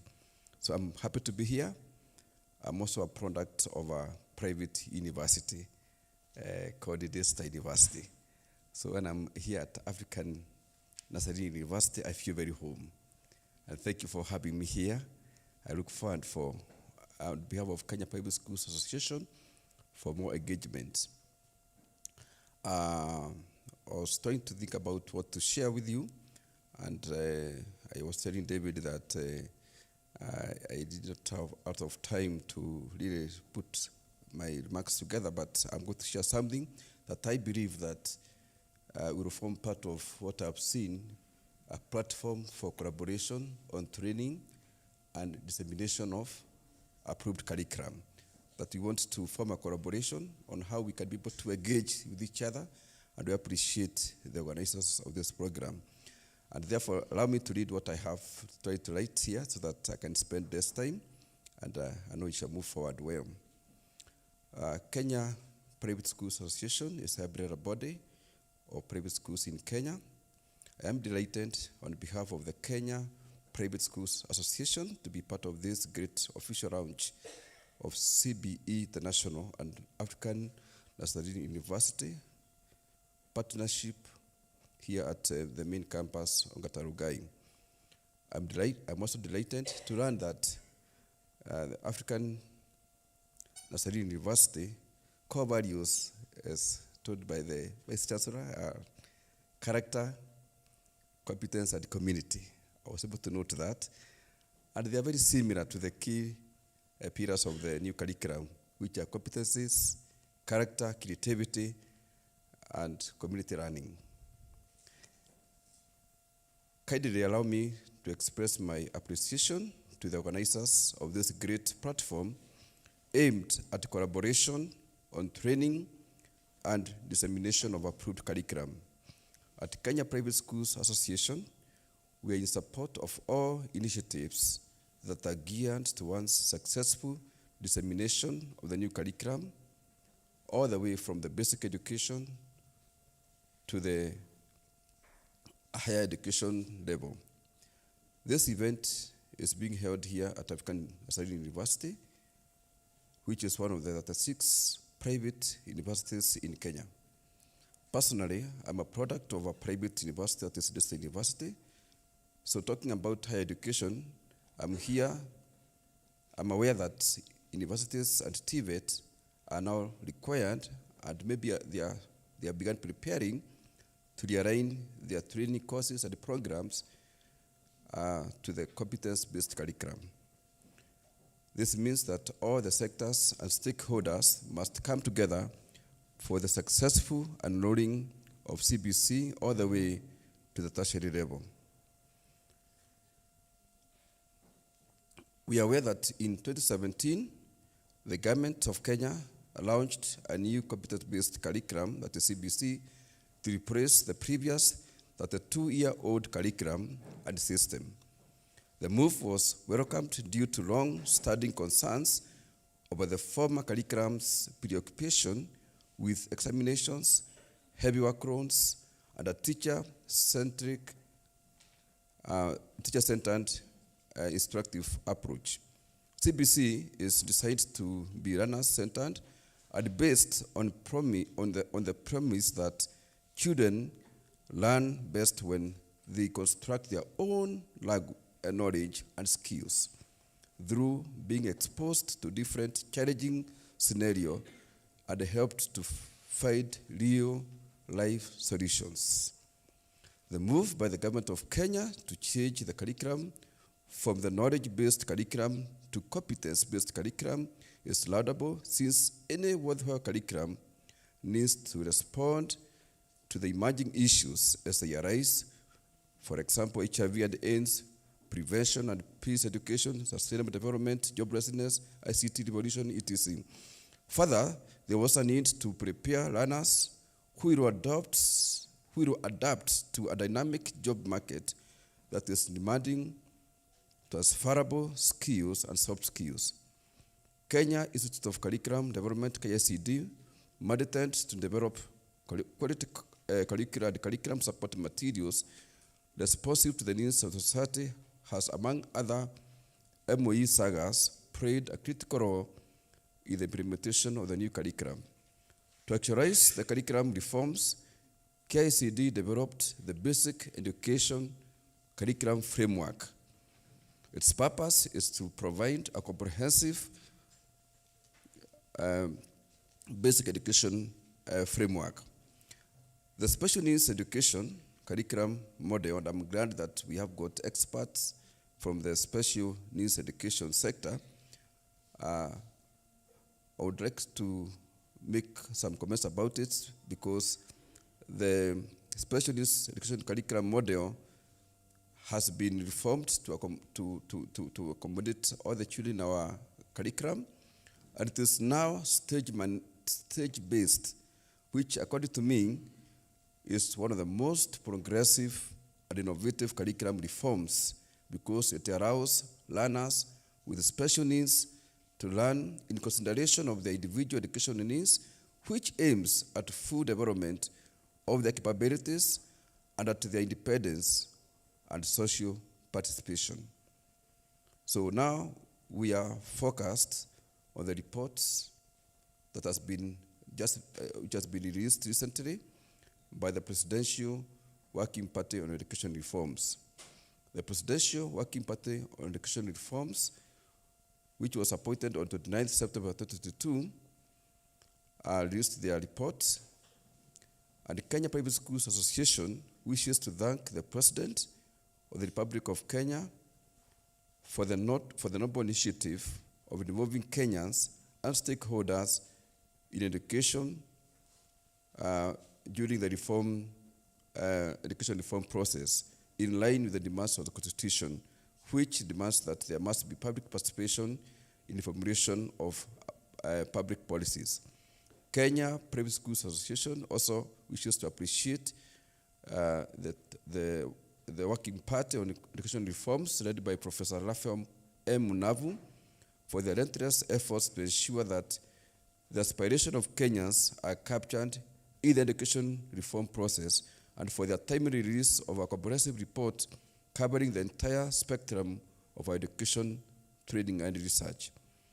The Presidential Working Party on Education Reforms released its study reports on 1st December 2022 and 29th March 2023, respectively, which was aimed at addressing the most urgent issues in the education sector, including the question of domiciling of the junior secondary school.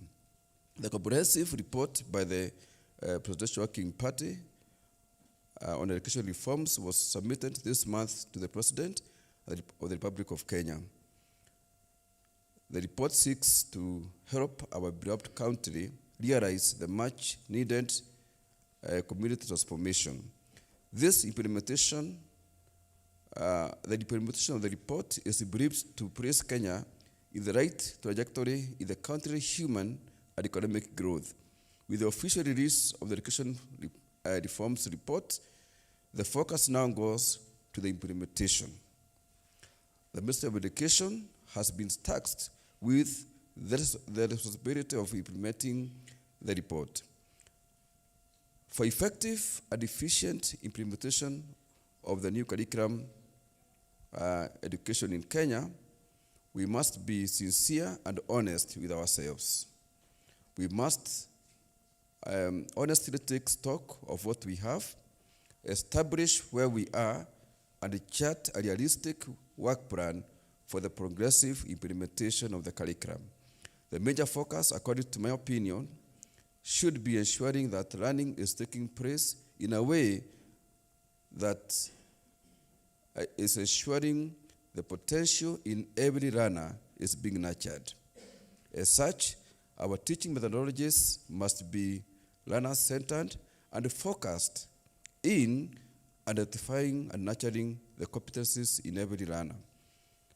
Therefore, we must address challenges that may hinder the learning processes from growing the competencies, the character, the creativity in our learners.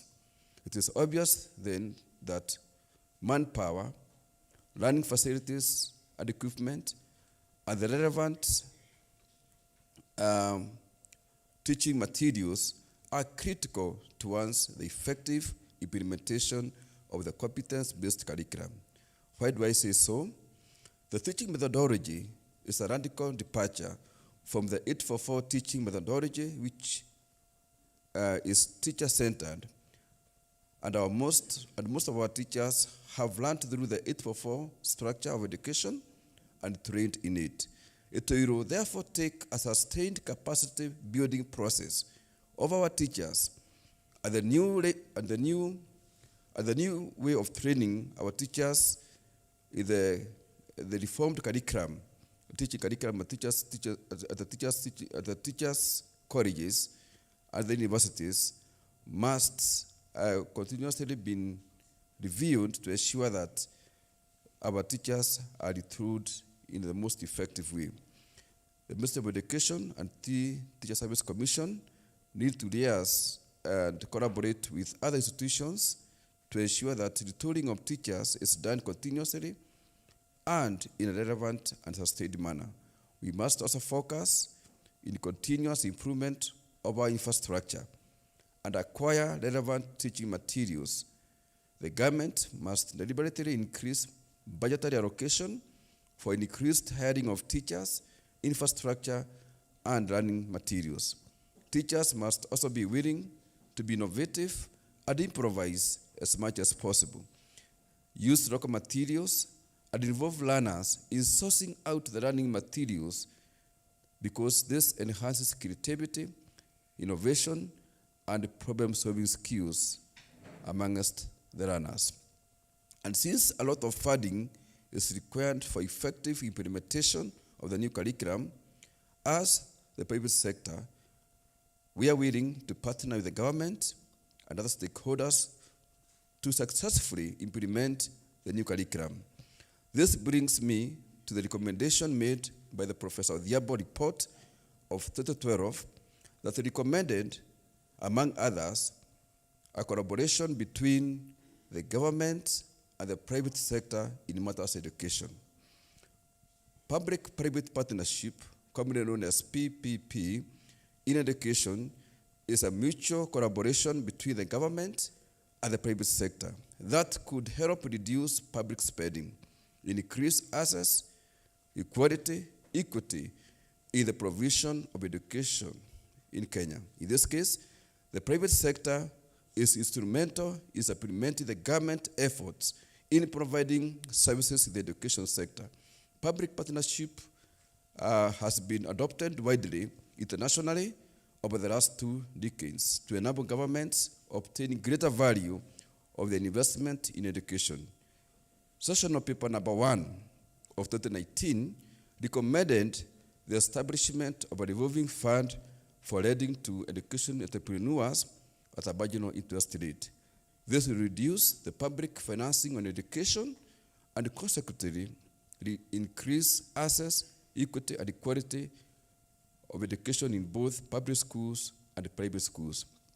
From the foregoing, therefore, I wish to make some specific recommendations that, to my opinion, if considered, will help us realize successful and sustained implementation of the new curriculum, whose aim is to place Kenya on the right trajectory to address the 21st century and beyond.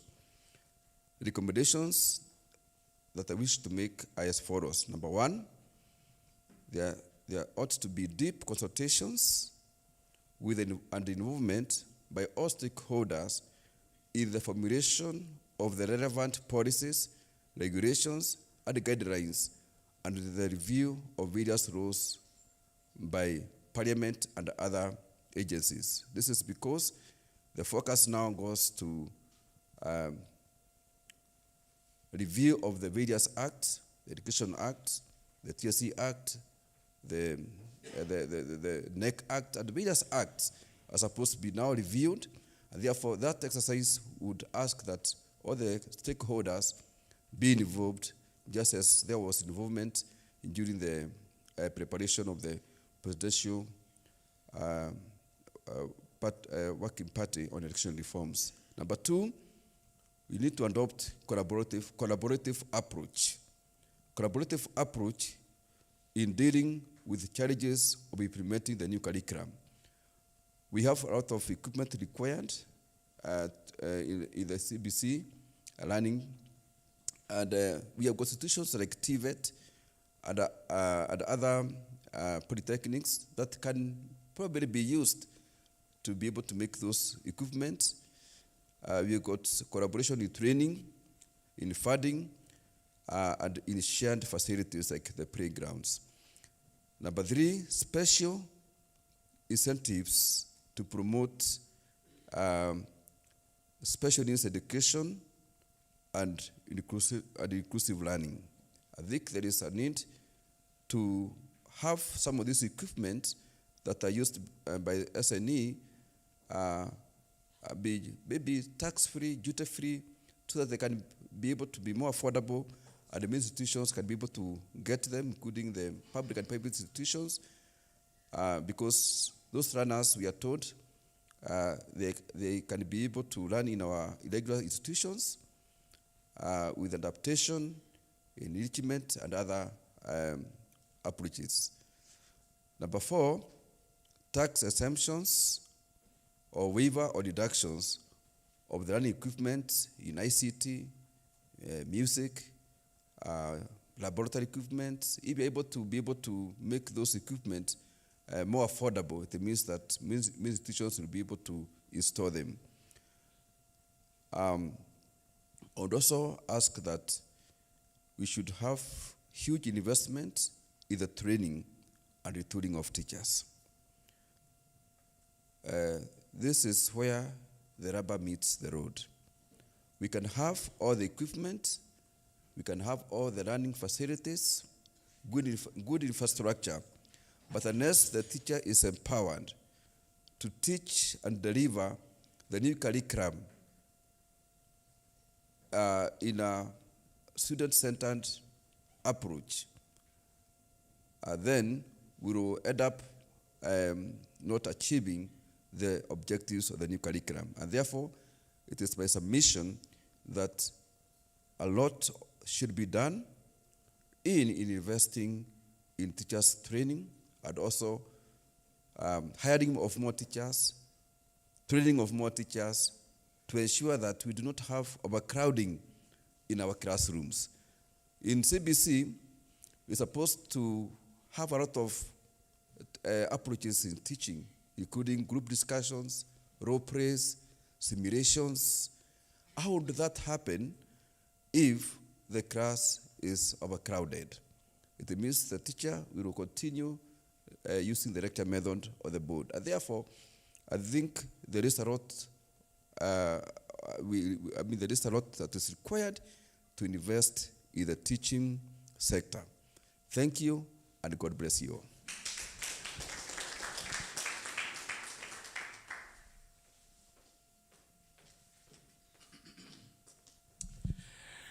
Give another applause to Solomon. Thank you, Solomon, for your very formally delivered thought lines, which will make it very easy for our reference as well. We truly appreciate your thought lines and suggestions. One of the things, Solomon, you have said as a representative of the private schools is the readiness to collaborate so that CBC is rolled out.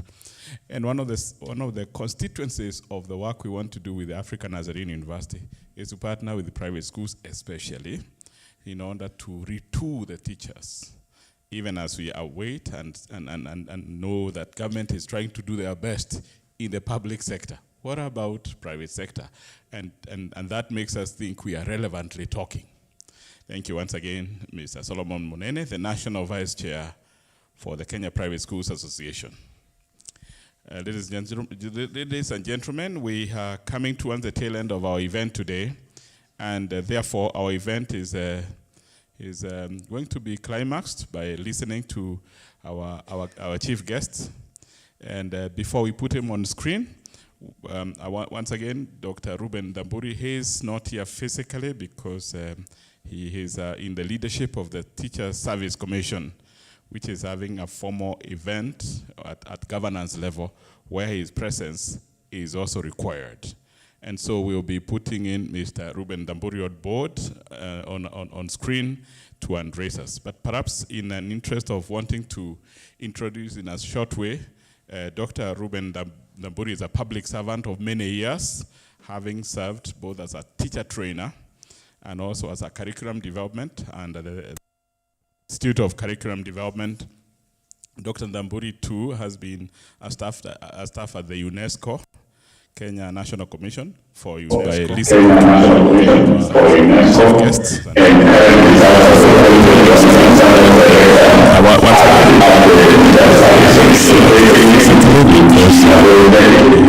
the leadership definition of his role, Dr. Damburi has been the secretary of the Presidential Task Force for Educational Reforms that just rolled out the report to the president just the other day.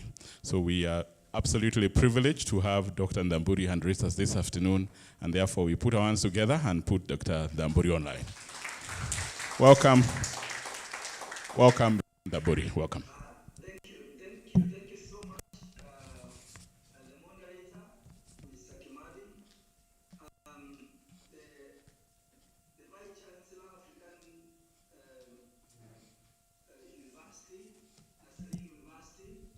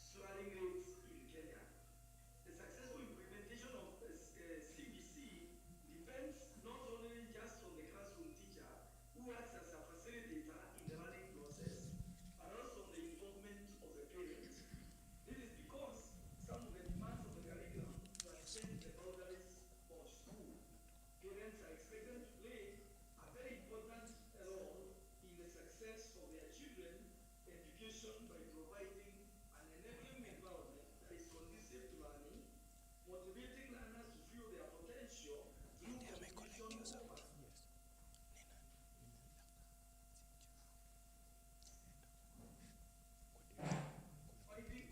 finding gates and materials for practical, corrective, and setting evidence of children completing tasks assigned by the teachers.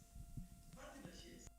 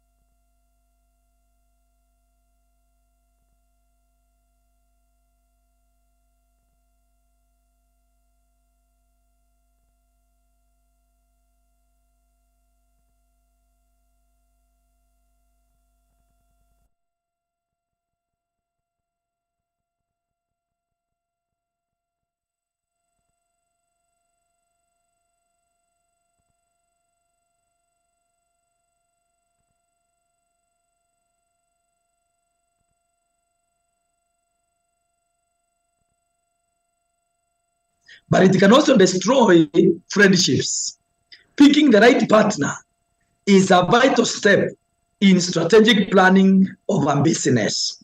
All partners should enter into a general contract with all expectations clearly stated in writing for their own protection as well as the protection of the partners. And that is what, ladies and gentlemen, you are doing today.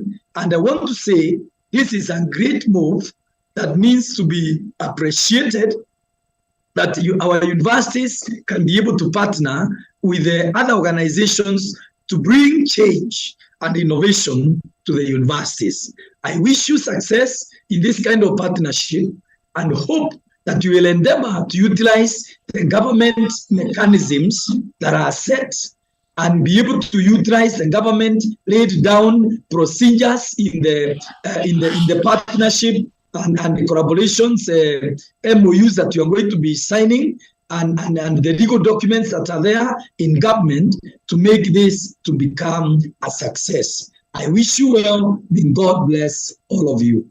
Thank you.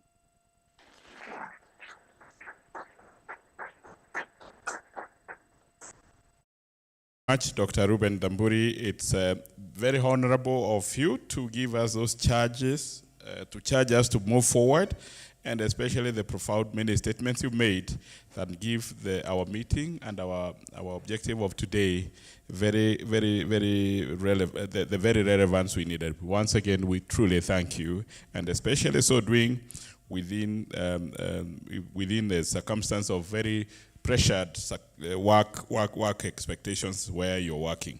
Thank you so very much once again, Dr. Another warm approach.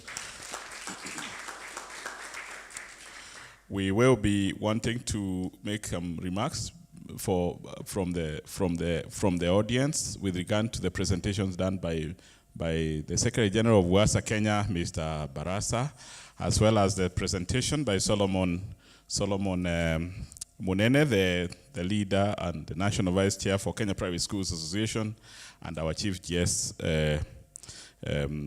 presentation, Dr. Ruben Damburi of the Teacher Service Commission. And therefore, if you have it, but if you have any comment, you might be preparing so that our team can reach you the mic quickest. But we are really pressured on time. If we do not get that shot out very quickly, we'll have to move to the next issue. Only to make one remark that Dr. Damburi has challenged us, that the partnership we are forging here today need to be market-driven as well as financially and educationally viable. I'm trying to paraphrase his words, meaning that anything we are doing here should be able to be self-driven, able to be relevant to what the problem at hand, but also able to sustain itself so that it doesn't drain other issues. And another thing, Professor Rodney Reed, that I feel Dr. Damburi also has made a remark on is on the need for universities to be a solution to societal problems, and not just giving certificates to your learners. In other words, why I've seen good Professor Rodney lead in other developed world. The many things you do here in the university is supposed to constantly be a replica of the needs needed by the market, by the industry. And so the many great minds that are in African National University as faculty members ought to be always relevant to the industry and always being able to be heard, felt, and touched by the industry in whichever field that you train here. And therefore, I feel like we are being validated on this partnership by the very many speakers here. And you heard about Dr. Munene's presentation as well, making that very clear, that partnership with private sector is not an option in the 21st century. You once again want to repeat the threat. If you don't do that, you heard Mr. Barasa very well. And so that's important and great. And so without much ado, so that we can be able to move forward, and I can see arts coming up, but let's just get Dr. Wambua here to make that quick, and then we can perhaps get back to you. I appreciate those hands up. Over to you, Dr. Wambua.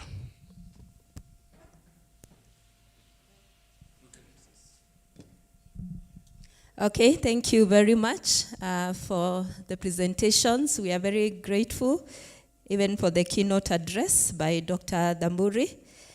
We'd also like to appreciate some people who are with us and they were not here in the beginning.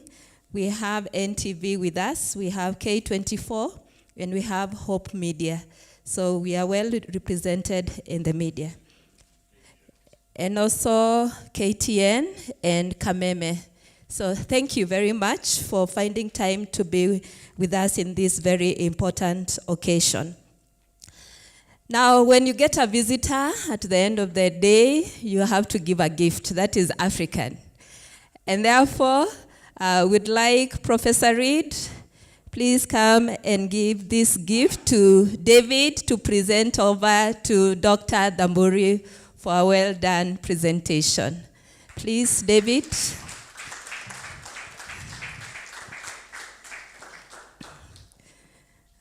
Okay.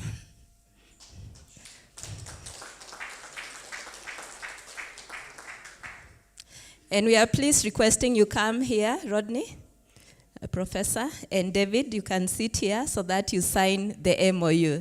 Remember, we came to begin a collaboration.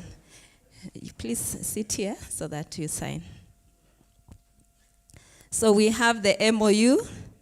So the two parties, that is African Nazarene University and CBE International, are signing an MOU to show that they are starting the collaboration, and the collaboration is specific on training in the area of CBC delivery and implementation. So from today, we'll be working together, going to all the counties in Kenya, and we'll be training not only teachers, but parents, and also the owners of institutions. And that is why Kenya Private Schools Association is represented here. And as we do this, we have the blessing of the government, and that is why the Director of Quality Assurance of TSC was one of our speakers. So this is an effective way to begin business. Remember, the whole of this week, we've been talking about CBC and also the few renovations, or is it reforms that have been started. And therefore, we are starting this collaboration, and we'll be able to go throughout Kenya to train and create awareness and retool our teachers. Remember, it has been emphasized. We can have a very good curriculum. We can have the infrastructure. But if teachers are not trained, if parents are not aware of their mandate, and if the owners of institutions do not understand the curriculum, then our children will suffer. So we are committing to go out and train all so that at the end of the day, the child is the beneficiary and the child is the one who will benefit. So thank you, and let's give them a clap. You can come here. Yeah, you can show the MOU. You can show the MOU that you have signed. So African Nazarene University and CBE International have officially signed the MOU, and this shows that they are ready to partner. And this is the way to go. Collaboration is the way to go. So we welcome you to this collaboration. Yeah, thank you. Asante sana. Okay. You can sit there. Thank you. At the end of our session, we are going to close with the closing remarks from Dr. Eric Osoro. Dr. Osoro is a professional in curriculum development, and he is the chairperson of the Department of Education. This is the department that will be spearheading this training. So you are most welcomed for the closing remarks. Karibu sana.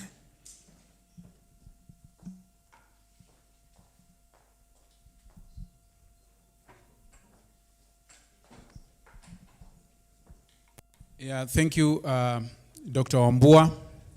Good afternoon.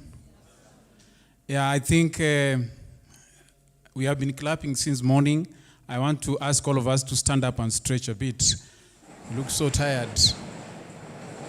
Yeah, you can stretch round, you know. Yeah.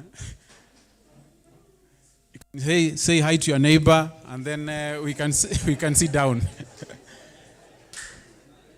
Yeah. Thank you. We can sit down.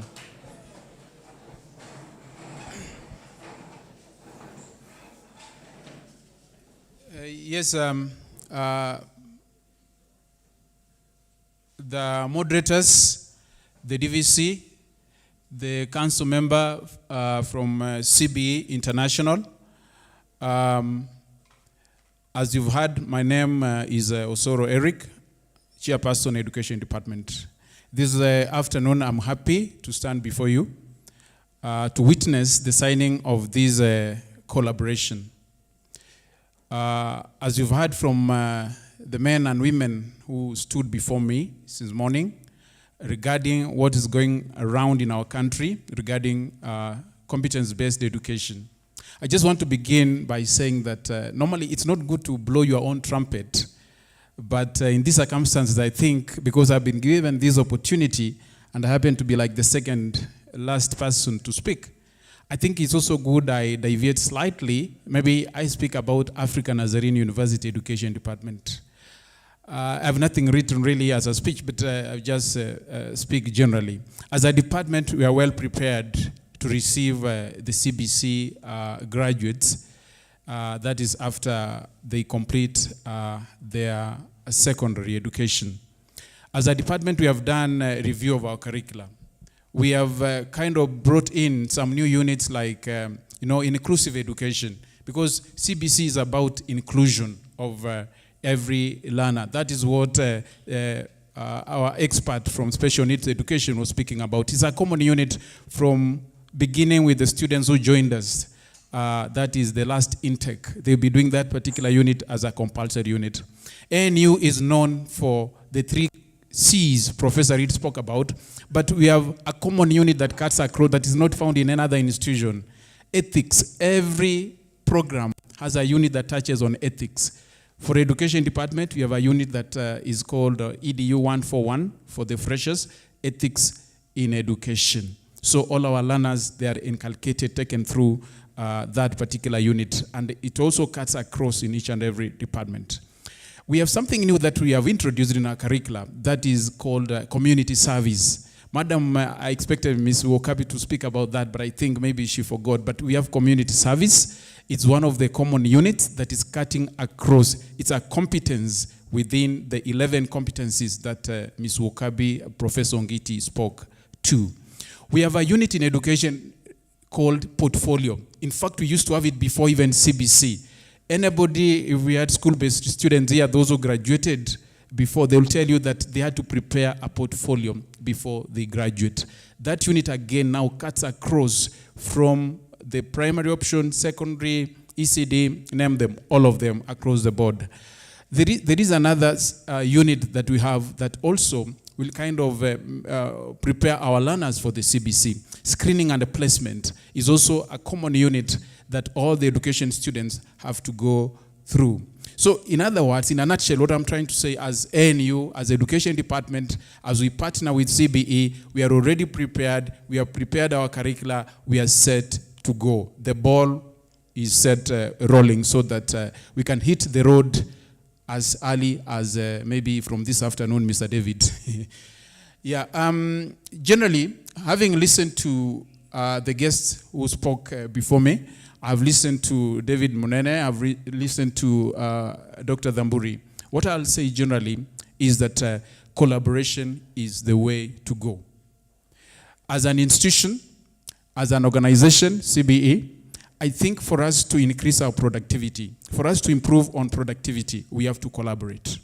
Something that maybe I want to notify you, now that we are partners in this journey, ANU, we are at the forefront. Each and every department, including education department. In fact, some of you seated here, we are partnering one way or the other through our industrial advisory boards. Each and every department has an industrial advisory board.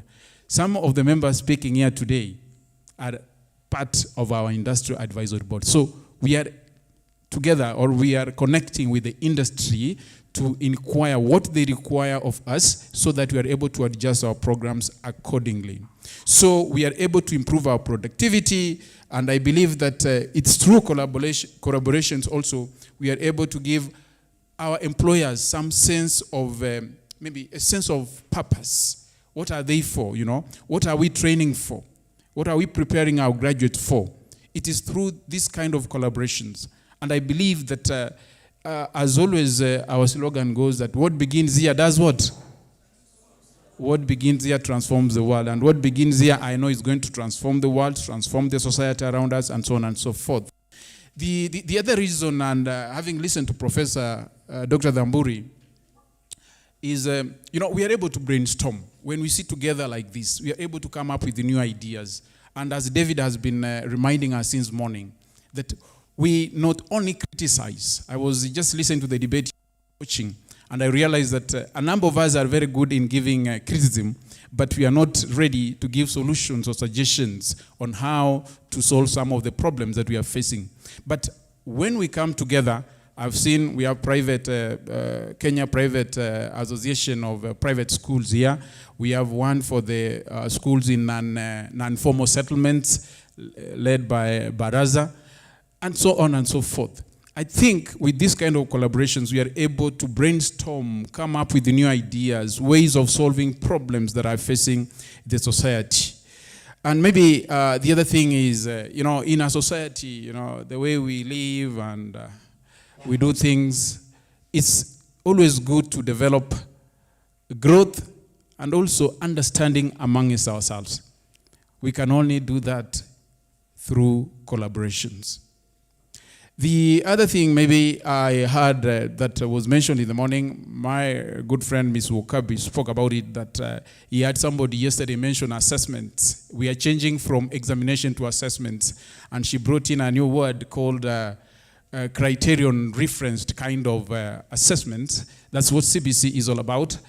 I know what she wanted to speak was about. We are moving from the norm referenced kind of or what we call normality. That's where the normality she was speaking about comes from, to the criterion reference kind of assessment. And I think that's the way to go, and that's how we'll be able to make our country great, make our university great, make our partnership great.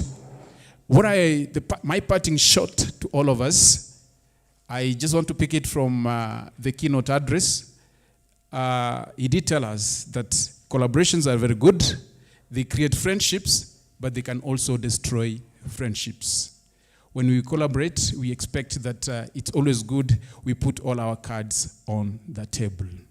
Thank you, Dr. Wambua. Thank you, CBC International. Thank you, the partners, Kenya Private Association. Thank you, everybody. Thank you, the media. Thank you, ANU Fraternity, the parents, the admins, and everybody who spared his time to be with us today. I was not to give a vote of thanks, but as the chair of department, I think it beckons on me to do that. Thank you to all of us. Asanteni sana.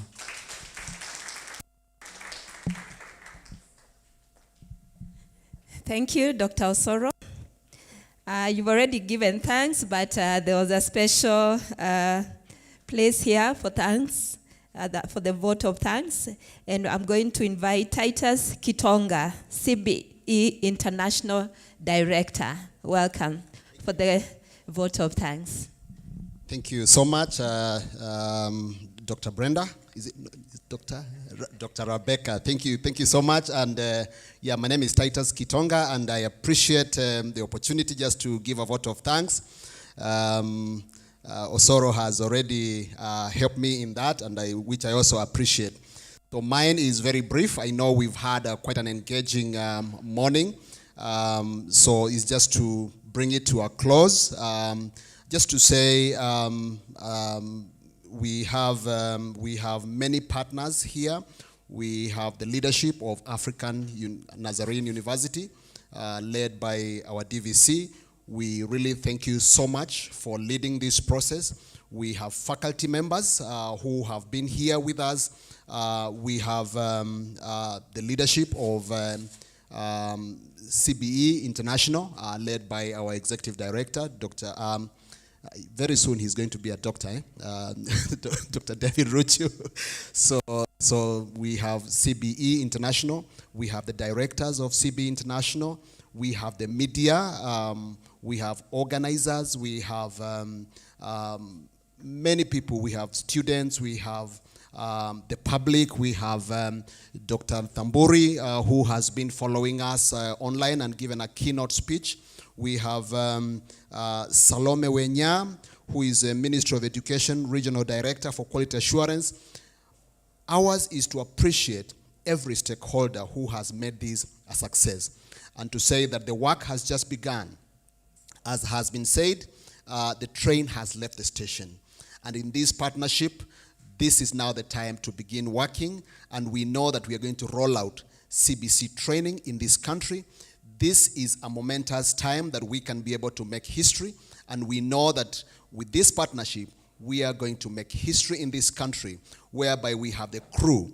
A couple of years ago, when I was still a young man, we had to abandon the normal railway that we had gotten used for many years, and we got a new railway line. We got what now is called SGR, and we launched Madaraka Express. CBC Express has been launched. Thank you so much, everyone. And we know we are going to be training the crews. We are going to be servicing the wagons. We are going to make sure CBC is a success. This is the place. Thank you so much. Thank you. Thank you for those powerful words. We began with prayer. We're going to close with prayer. And after prayer by Mr. Nyaranga, a member of faculty in the Department of Education, after prayer, we are kindly requesting all of us to go to the entrance of this hall, Hestrom building, and we are going to take a group photo. So don't be in a hurry. After we close with prayer, let's just walk out, and we'll be able to finalize with photography. And after that, we will depart at our leisure. You're free to come and see our facilities. Don't be in a hurry, because we are launching a partnership, a collaboration, and we are going to work more together.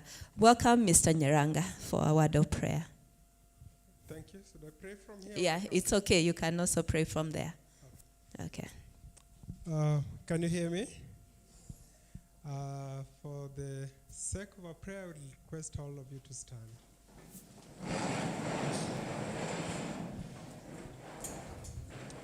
Shall we seek the Lord in prayer? Our loving Father who art in heaven, we want to thank you this afternoon.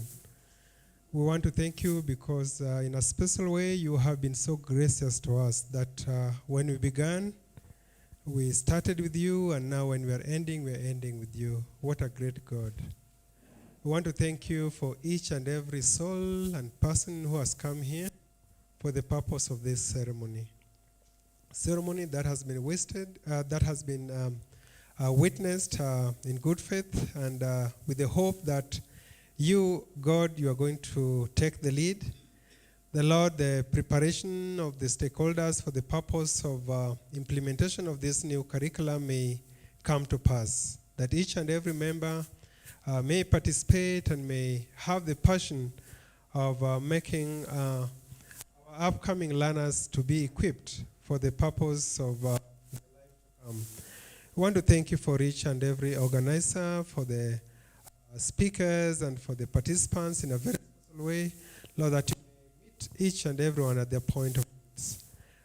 Thank you for the CBE and also the leadership and all the effort that they do, Lord, for the purpose of achieving this goal. We also want to thank you for ANU and even the management and the leadership, Lord, for also all that they do for the purpose of achieving the same goal.